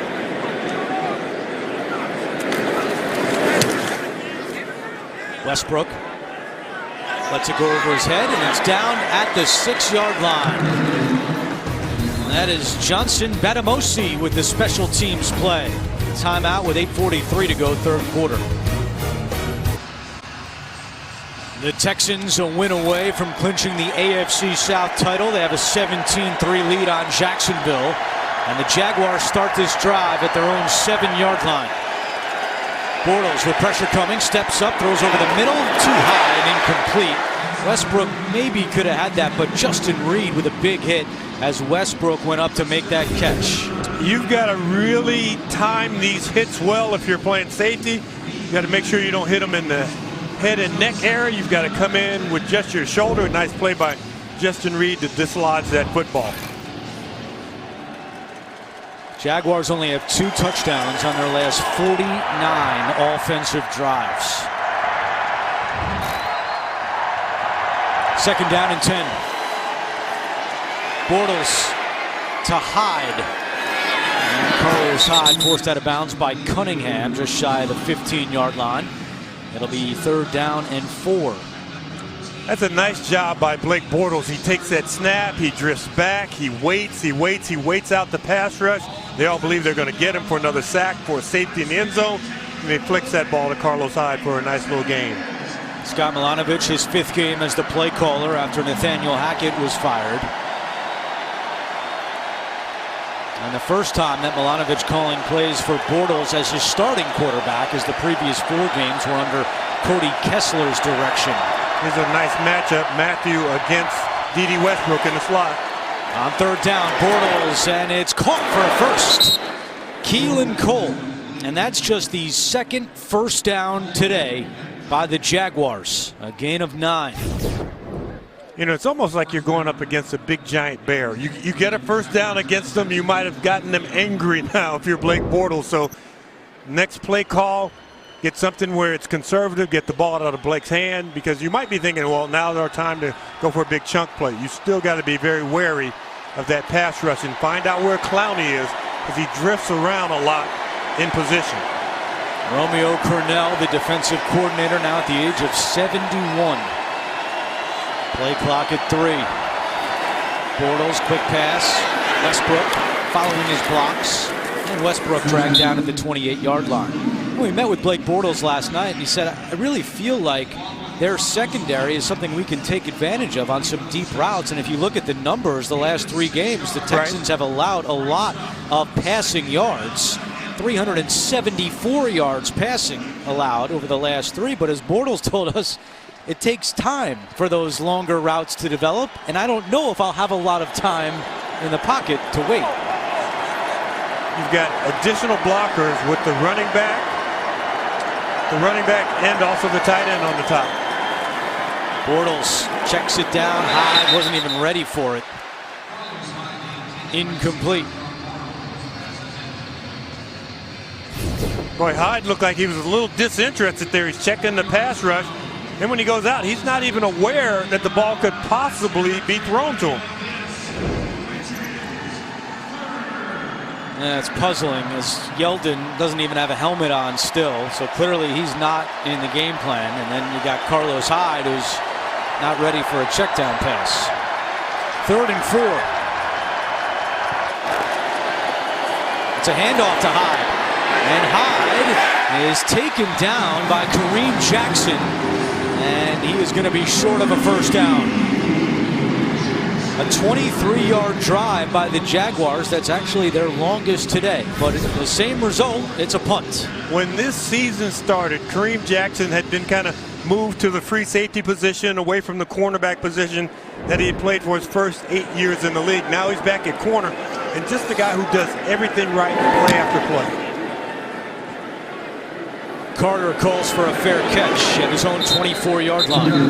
5:45 to go, 3rd quarter. Texans still up by 2 touchdowns. The NFL on CBS is sponsored by Jaguar, the art of performance. Progressive Insurance, handing off big savings to you. And by Domino's. Order online at Domino's.com.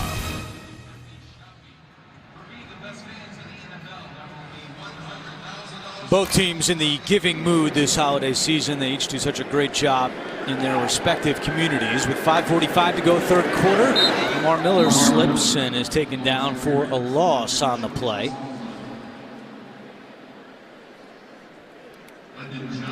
Lamar Miller, 10 carries, 37 yards after spraining his ankle 2 weeks ago. He's been a little bit of a boost for this Texans rushing attack. They have Deontay Foreman inactive today, so it's been Miller, Blue, and of course Watson who leads the way with 48 yards rushing.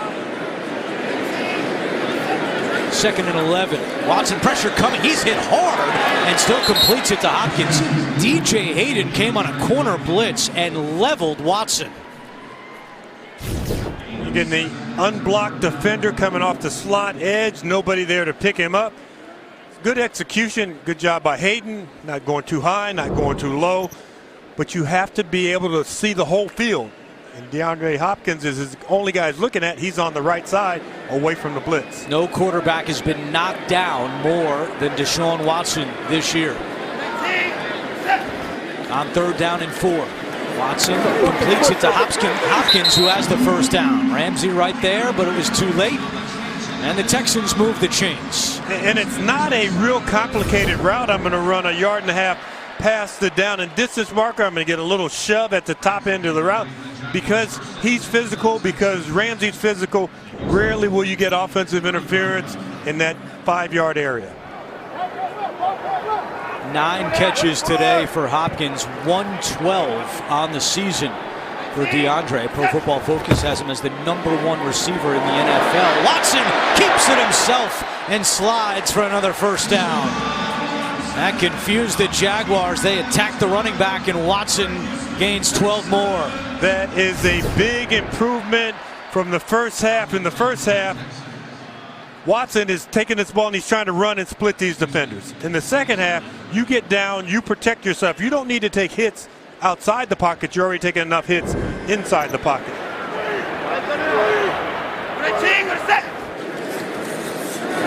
Watson again, and this time with the ball coming out late. Miles Jack forced that fumble, and they're saying that he was down. Watson fell on it anyway. As we check in with Jay Feely.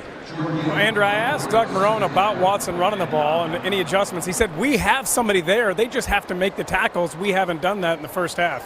Yeah, and Jay, we met with Telvin Smith last night, and he said, we know they're going to run the football. It's been our Achilles heel all season. You look at what some quarterbacks have done running the football. Josh Allen of the Bills, 99 yards against the Jags. Dak Prescott had 82 yards rushing against Jacksonville. This is something they knew was coming, and they still haven't been able to stop it. They are able to get him down in the backfield, though. This time it's Campbell finishing off Watson.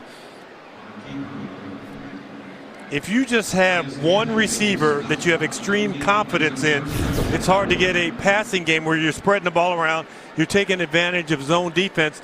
You've got to be able to look at the other guys, because once they clamp down and they do stop Hopkins, it's hard to go to that second and third receiver because you don't have the time in the pocket against a good pass rushing team. Campbell gets a sack on that play. He now has 10 on the year. First Jaguar with back-to-back double-digit sack seasons. And his running man, Yannick Ngakoue, knocks down that 3rd down pass. So it's 4th and 9. You got to remember, in the first game against the Jacksonville Jaguars, Watson had a season low 139 yards passing.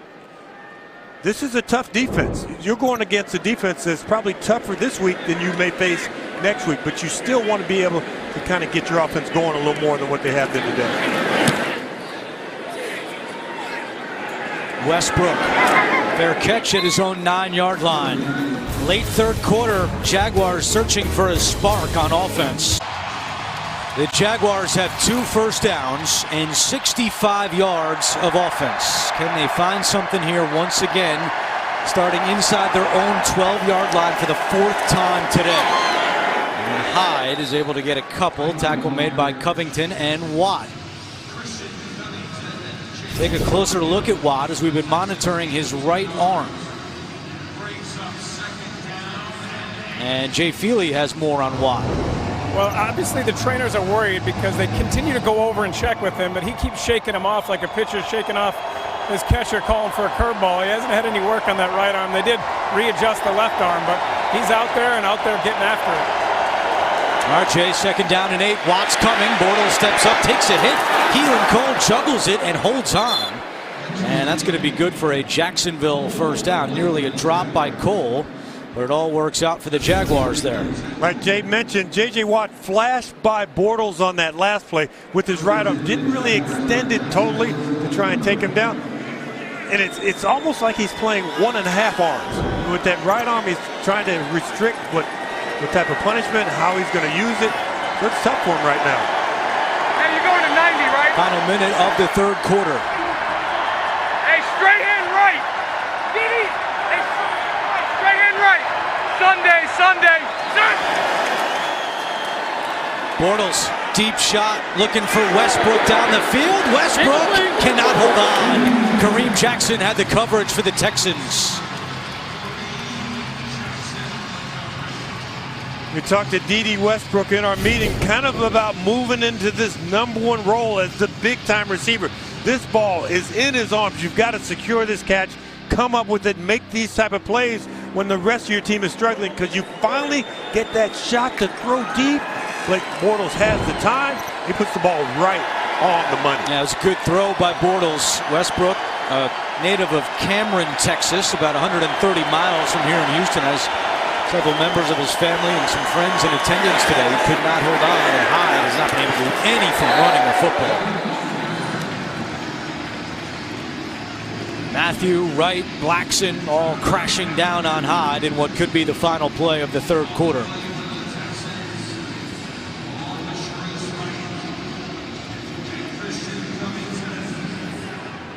And Bortles will walk off, and they'll try to figure out something for this 3rd and 11 coming up when we start the fourth quarter. The Texans are 15 minutes away from clinching the AFC South title. Houston 17, Jacksonville 3. You're watching the NFL on CBS, the home of Super Bowl 53. Start of the fourth quarter in Houston with the Hall of Famer James Lofton and Jay Feely down on the sideline. I'm Andrew Catalan. Houston 15 minutes away from clinching the AFC South title. Jacksonville with a 3rd down and 11.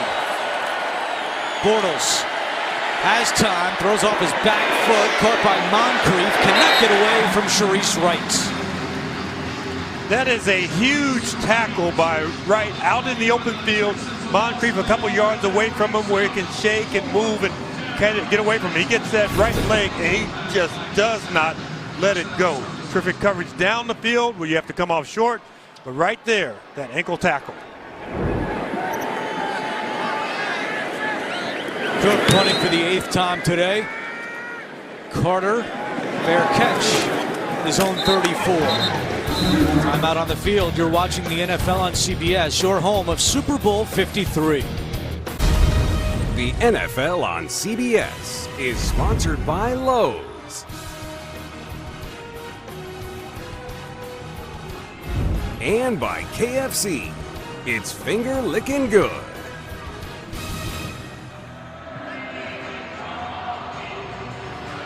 Back at NRG Stadium in Houston, Texans have the football and a 2-touchdown lead on the Jaguars as they move closer to clinching the division title. Fans have been into this one, and it's looking more and more likely that the Texans will have another home game next week in the wild card round of the playoffs. They can hold on here. Lamar Miller on 1st down. And Deshaun Watson, well, he's been sacked more than any other quarterback this season, and he's taken some big hits today as well. And you're trying to develop a pass game with one feature receiver and then a bunch of guys who are singing in the background. And that's really tough because they can't get open. They're not dominant players, and they have to be wide open for him to get rid of the ball, and he's been holding on to it a little bit too much. Watson looking to throw deep down the field for Hopkins, and it is caught. Did he keep his feet in? Yes! What a catch and throw. Watson to Hopkins.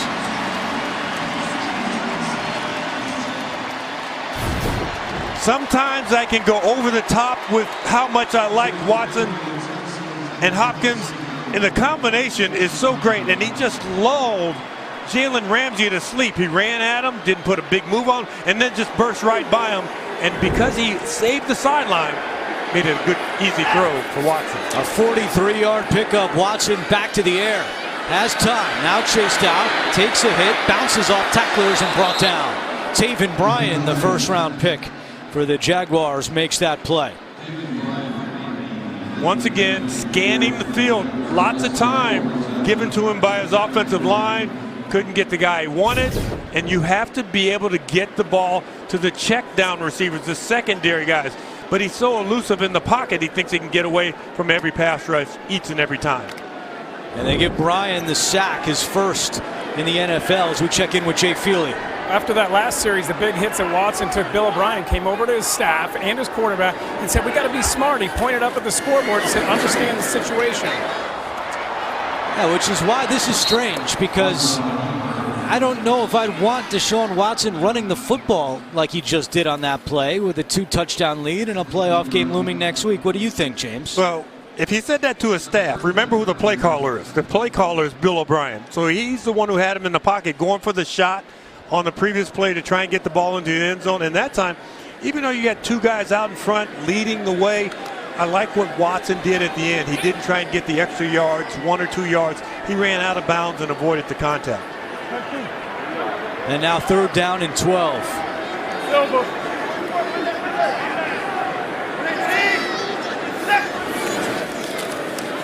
Pressure coming. Watson steps up, fires towards the sideline. Vincent Smith, did he get that? He did. That's a sweet catch right there. Great catch by the rookie out of Limestone. It's short of a 1st down. And now Bill O'Brien is going to send out his kicker, Fairbairn. I mean, he caught that. The way he extended, I'm going, where's Hopkins in the dreadlocks? That had to be him, but nice catch on the sideline, getting those feet in bounds and dragging them as you go out of bounds. So on 4th and 2, O'Brien will try to add to his lead by sending out his kicker, who leads the NFL in points scored this year. And a 29-yard field goal attempt for Kaimi Fairbairn. The flag is down, and the kick is good.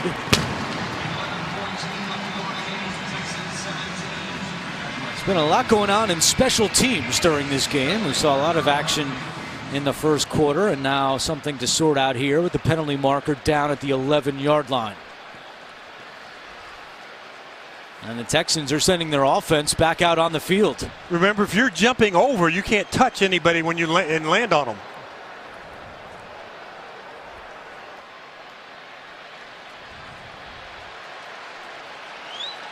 Joe DeCamillis, the Jaguars special teams coordinator, with a puzzled look.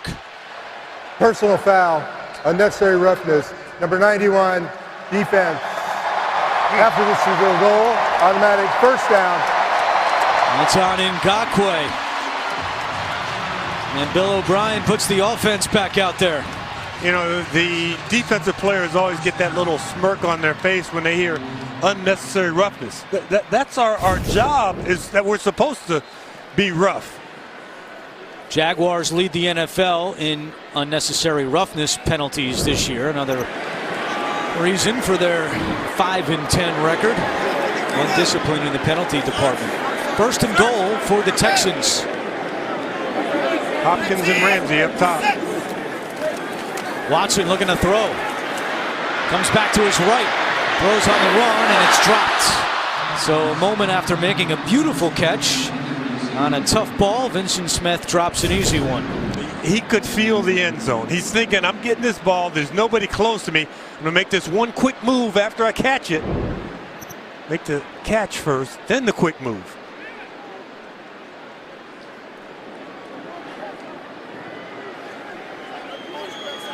Second and goal for the Texans.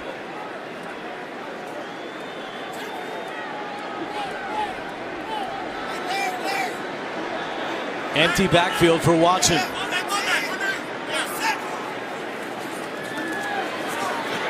Watson dancing around, fires end zone, incomplete. Was looking for Alfred Blue, and it's 3rd and goal.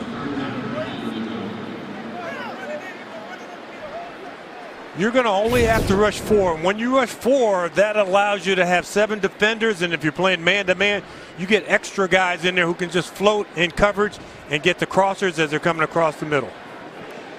Deshaun Watson has great numbers in the red zone this season. 19 touchdown passes, no interceptions. The only quarterback with more touchdown passes without throwing an interception, Drew Brees, with 22. 3rd and goal. Gotta hurry. Watson to the end zone, and it is incomplete. DeAndre Carter nearly made an acrobatic catch, but now 4th and goal, and Fairbairn, the kicker, back out on the field. You wonder if this ball is thrown to DeAndre Carter or DeAndre Hopkins, who are both in the area, and DeAndre Hopkins is thinking, you know, when I put one hand on, I always catch it. Well, he almost comes down with it. Carter in his 7th game with the Texans after he was claimed off waivers from the Eagles. And now a 24-yard attempt for Fairbairn. And his kick is good. With 10:52 to go, 4th quarter, it's now 20-3 in favor of the Texans. 10:52 to go, fourth quarter. Texans in front of the Jaguars 20-3 after the field goal by Fairbairn. DJ Chark, who missed the last 5 games with a quad injury, is the deep man. As Houston looks to lock up its 11th victory of the year after an 0-3 start. As J.J. Watt told us, just to be in this position to win the division title on the last day of the season after starting 0-3 is something we're very appreciative and thankful for, and we don't want to waste the opportunity, and they have not, specifically on the defensive side today. Here comes Chark out of his own end zone. Chark across the 20, still going across the 30, not towards the 35-yard line. Nice return from the rookie Chark out of LSU. Coming up next on the road to Super Bowl 53 on CBS, it's the second half of our doubleheader. Most of the AFC puzzle will fall into place with Baltimore, Kansas City, Pittsburgh, and the Chargers all on the field. It's coming up next right here on CBS. Antonio Brown inactive for the Steelers today, who need to win and need some help from their old friends, the Cleveland Browns, as the Browns take on the Ravens. And you see Houston in that number 3 spot as there's an injury, and it's Mike Tyson, the first-year safety out of Cincinnati.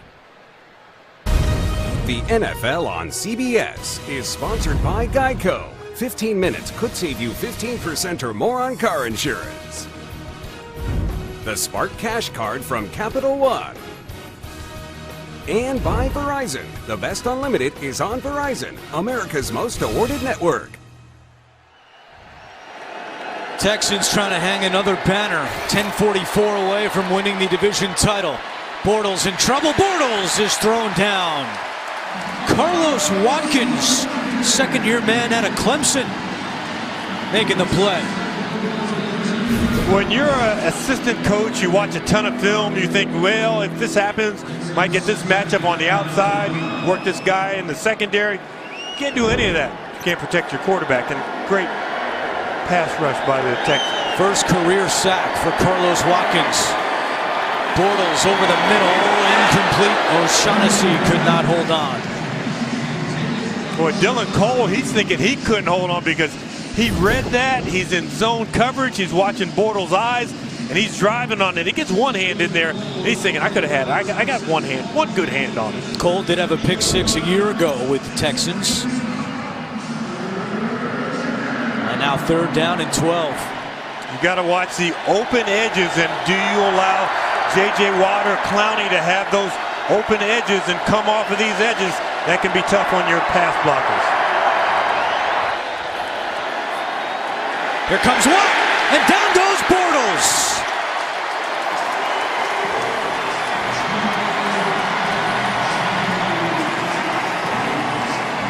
You know, we talked about that right arm not feeling great, Andrew. You get a sack, and all of a sudden that adrenaline just pumps through the body. The right arm, the left arm, the hips, everything is feeling good on J.J. Watt right now. They give him half a sack along with Merciless. And this punt and play blown dead. So that means that it's the 4th time in Watt's There's no foul in career. the play. Jacksonville quick snapped the football. We will reset the clock and the play.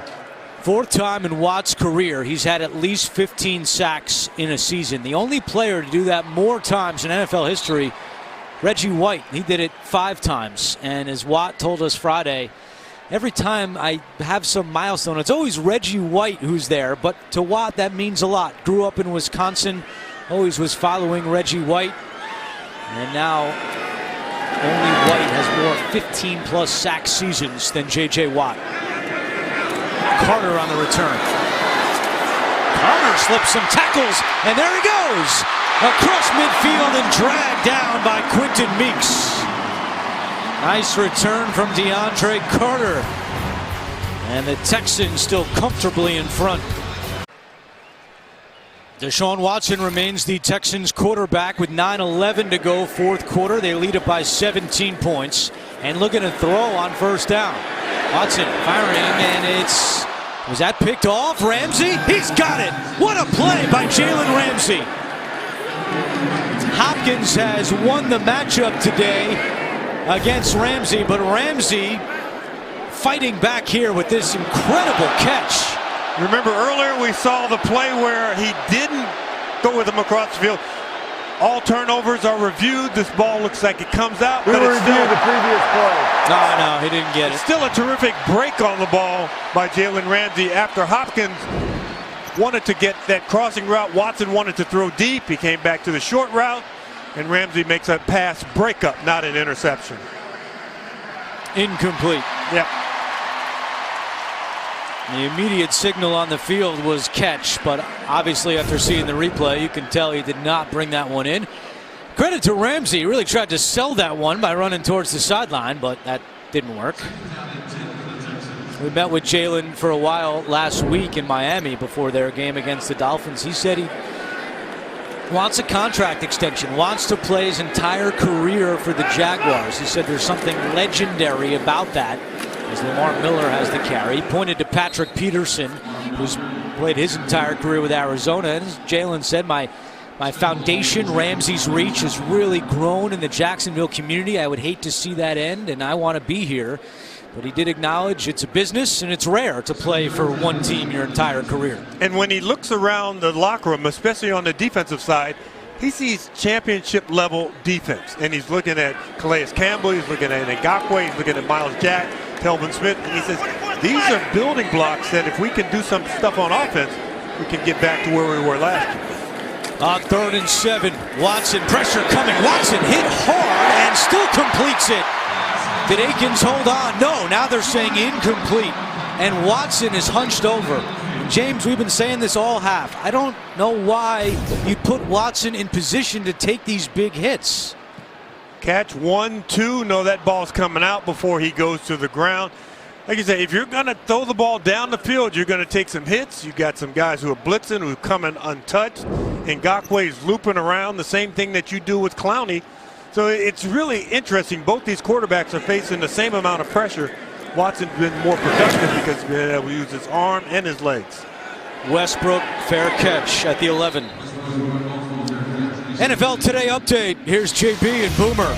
Good news, bad news in Pitt. Yeah, you're talking about legendary Andrew. There's Antonio Brown. He leads the NFL in receiving TDs. He is inactive for the Pittsburgh Steelers. The good news for them is they get James Conner back at running back as they get ready for a 425 kick against the Bengals. Oh, AB borrowed Andrew Catalon's coat, huh? Yeah. Back to Andrew. Yeah, I lent it to him since he wasn't playing today, JB. How about Watson? He's been sacked 62 times this season, tied for the 5th most in the season in NFL history. He's tied with Ken O'Brien and our pal Steve Berline, who's calling the Bills-Dolphins game right now on CBS. So I don't think Berline had 500 yards rushing in the season he was sacked 60-plus times. A little different, as Moncrief brings that one in at the 30. And lunges up ahead to the 32-yard line. He also saw Watson's been hit 11 times today. Tough kid, we all know that. But again, Bill O'Brien has to be balancing getting his team ready to play next week with also making sure everyone's available to play next week. And Shark, yikes. Incomplete. That play by Moncrief was a 22-yard pickup. That was the longest play today by the Jacksonville offense.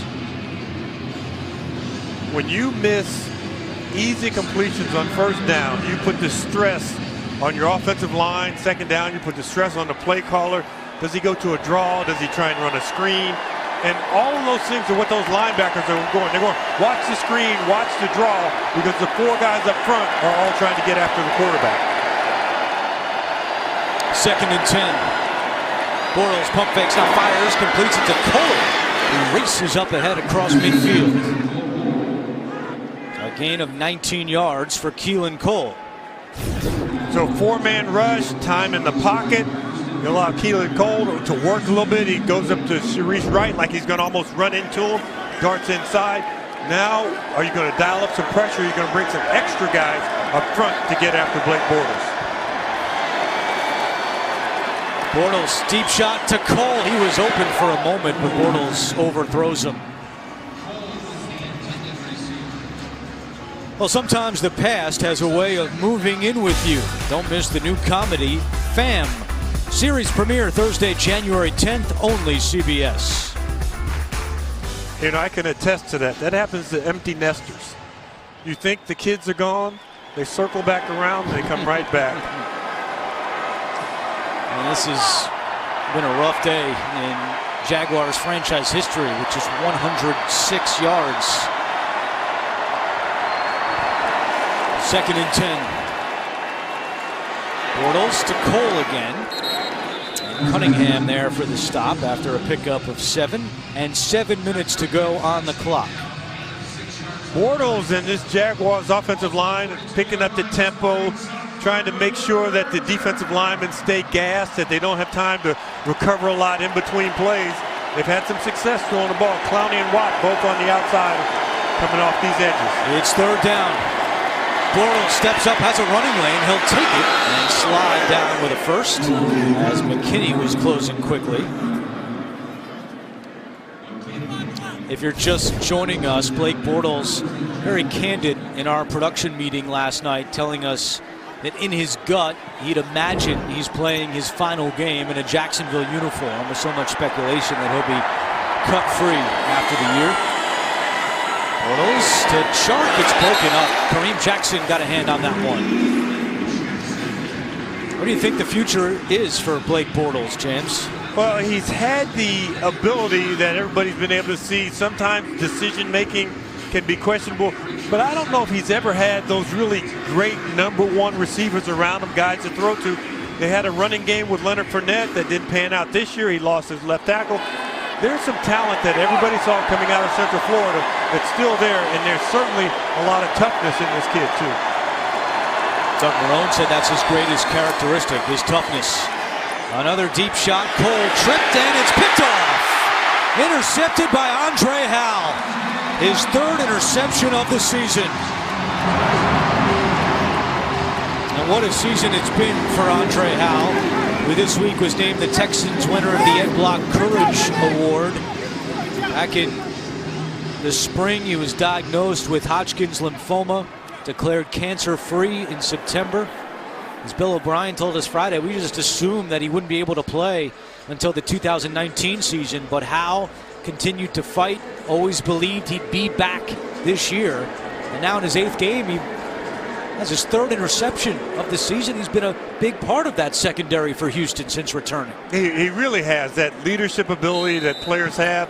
And when he's battling something that a lot of players don't even want to think about, here he is at the facility every day, lifting weights, working out, doing all the little things. And then he gets to come back, and it just lifts everybody around him. So 6:02 on the clock, and it's a flip to Carter. Carter across the 30-yard line. You know, Carter had run that little motion maybe a dozen times so far in the ball game. And he kept wondering, when are they going to run me in that motion and finally flip me the ball? Because every time I run around the edge, there's nobody there.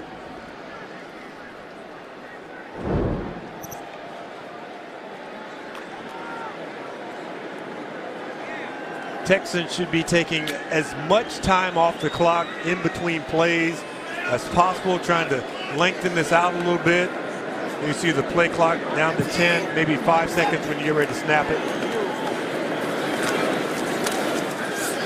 You would think that just hand the ball off, as Jacksonville has shown no indication that they can score any points on offense today, which is 119 yards of offense.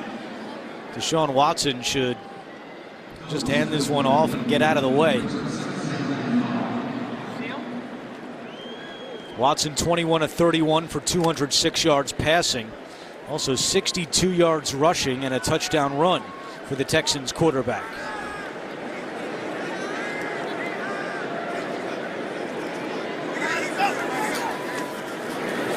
He's keeping it himself.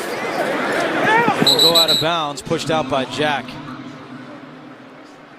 Man, they're playing with fire here, James. Well, if the conventional thinking is they're going to run the ball in between the tackles, they're going to hand it off, you're trying to outguess the defense a little bit. And probably in Deshaun Watson's ears, Bill Bryant has said, we're going to run this quarterback keep to the left. If it's not there, make sure you run all the way out of bounds and don't get a hit. So you give the quarterback those extra instructions so that he can keep himself safe. 3rd and 6. You could also call a handoff. That would keep him safe. He's keeping it again, rolling right, throws on the run, and it's complete for a first down.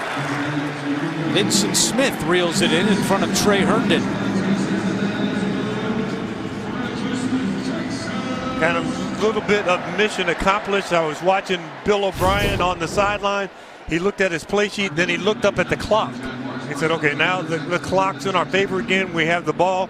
Let's work this slowly, because what you're trying to do as a head coach is to make sure that you give your team every chance to win. Obviously, next week, and the healthier players are important, but you want to extend this game as much as you can to keep your offense on the field.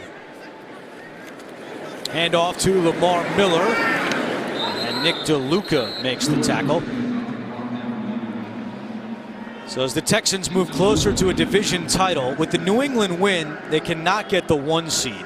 They could still get the number 2 seed if you see the right part of that number 2 seed. If they win, which they're about to, and both Kansas City and the Chargers lose, they would also have to clinch the strength of victory over Kansas City. Now, is that strength of victory just looking good winning? Is that what that is? Or well, there's a number of ways they can do it. In fact, if the Dallas Cowboys beat the Giants right now in the 1 o'clock game, they would have the strength of victory over the Chiefs. But it's a lot to ask the Raiders to go into Arrowhead later today on CBS, and also to have the Chargers lose to Denver. So unless those things happen, you're looking at the Texans being the number 3 seed and then hosting one of their divisional rivals in the wild card round next weekend, the winner of tonight's Tennessee-Indianapolis game, a game where it appears Marcus Mariota might not be able to play because of injury. It would be Blaine Gabbert who would get the start for the Titans at home. Watson throwing, and Hopkins with the catch. And this year, the Texans split their 2 games against the Titans, and they also split their 2 games against the Colts. With all of that being said, if we win, they lose, the other teams lose, the strength of victory, within the Texans building this week, it was all about just this game, going out, playing our best football of the year, winning this 1 game, and a little bit Bill O'Brien setting up what other teams are going to have to look at, with Deshaun Watson being really active as a runner and having to defend that in the coming weeks.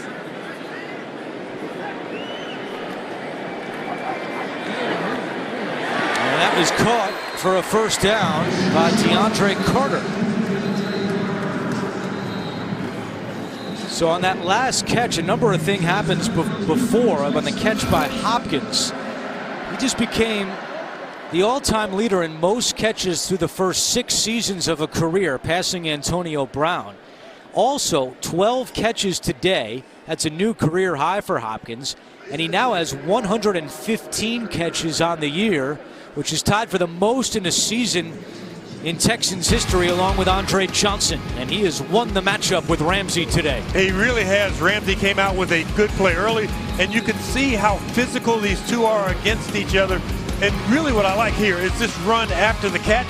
Don't like the fact that he doesn't tuck the ball away, but that's being old school right there, because even though he's swirling it around, he never drops it, never fumbles very often. And this is a matchup that a lot of people came in here to watch. I saw people buying popcorn before they got ready to sit down. And really, if you're a Texans fan, you're really impressed with Hopkins. In the first matchup back in week 7, and those two were on each other, Hopkins only had 3 catches. That was a season low. Today, 12 catches for 147 yards. Deshaun Gibson jumped offside as Miller runs right up the middle. Offside, number 39, defense, 5-yard penalty remains. First down. Stay tuned for the NFL Today update, delivered by Pizza Hut. That's time permitting. Join JB, Phil, Nate, Boomer, and Coach Cower for all the latest NFL scores and highlights.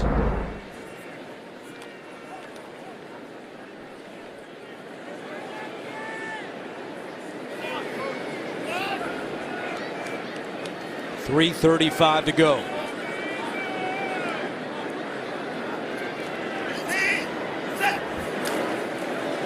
Here's Miller. Avery Jones on the tackle, along with Calais Campbell. Jaguars have a number of decisions to make coming up in the offseason. Doug Marrone, there's been some speculation about him. Will he or won't he be back?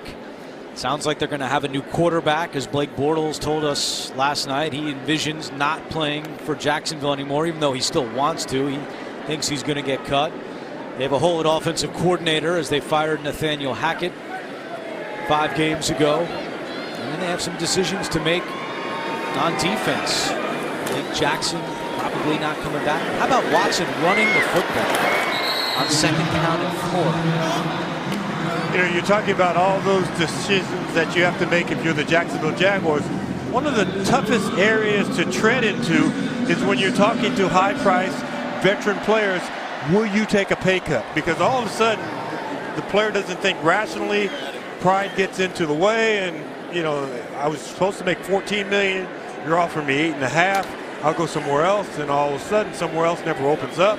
And all of a sudden, he's trying to make a return phone call to the team later, a couple months later. So it can really get tricky. You've got to approach these players the right way.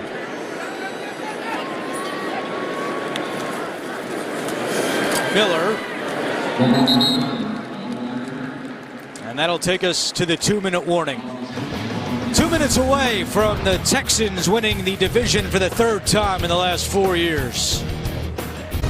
The NFL on CBS is sponsored by Bud Light, reminding you not to drink and ride your horse.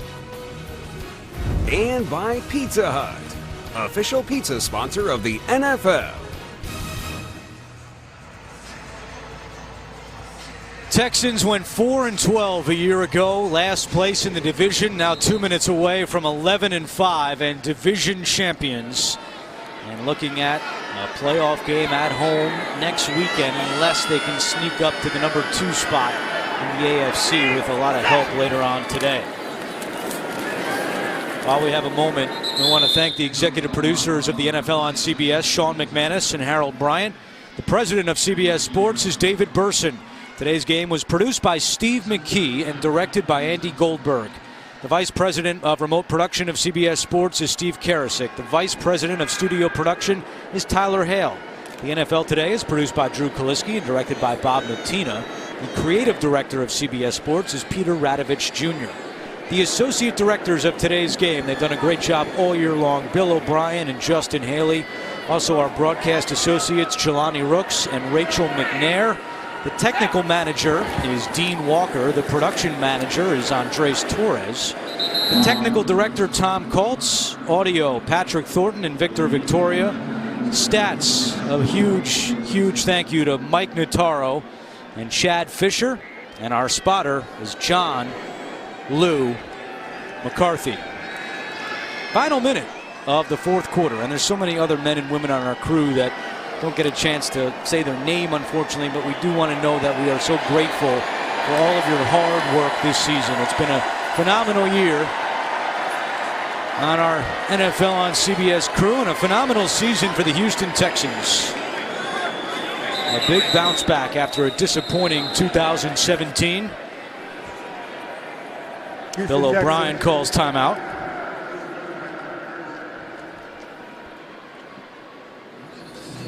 He's about to go to 8-2 against the Jaguars since taking over as Texans head coach. 0-3 did not look good for the Texans at the beginning of the year. Tough losses at New England, at Tennessee, and then home against the Giants. But they won 9 in a row after that. Bill O'Brien was able to keep it all together. And now a team that certainly with this offense, James, and the way they get after the quarterback on defense can make some noise in the playoffs. And you mentioned those 9 games that they won in a row. They won back-to-back games to start that run in overtime. So a lot of nervousness in the beginning of the season, but kind of kicked it into overdrive once they got going. On 4th and 1, Watson looking to throw. And he connects with Jordan Thomas. Jaguars might file that one away for next year. Yeah, but you know, you're 4th and 1. You're trying to stay on the field. You know, could you have given a little wink to Doug Marrone on the other side and said, let us just run a quarterback sneak, and so you don't have to trot your offense out there. And now they can take a knee. Hopkins 12 catches, 147 yards. Deshaun Watson, 66 yards rushing and a touchdown. And the Houston Texans are division champions. They go from worst a year ago to first in 2018 as they beat the Jaguars 20-3. Hey. The 92 Chargers, the only other time a team started 0-3 and then went on to win the division. Take a look at the playoff picture. The New England game not final yet, but they're up big on the Jets. Will give them the win at 11-5. Houston now division champs, 11-5. They can no longer get the 1 seed, but there is still a chance later today. The Texans, if the Chiefs and Chargers lose and Houston wins the strength of victory tiebreaker against Kansas City, could get the number 2 seed. But in all likelihood, you're looking at next week, Texans as the 3 seed against the wild card winner between the Colts and Titans. That's coming up tonight. Final score, Houston 20, Jacksonville 3. For James Lofton and Jay Feely, this is Andrew Catalon saying so long from Houston. The Texans are division champions, an 11-5 record. As we send it to James Brown in New York for the NFL Today update delivered by Pizza Hut.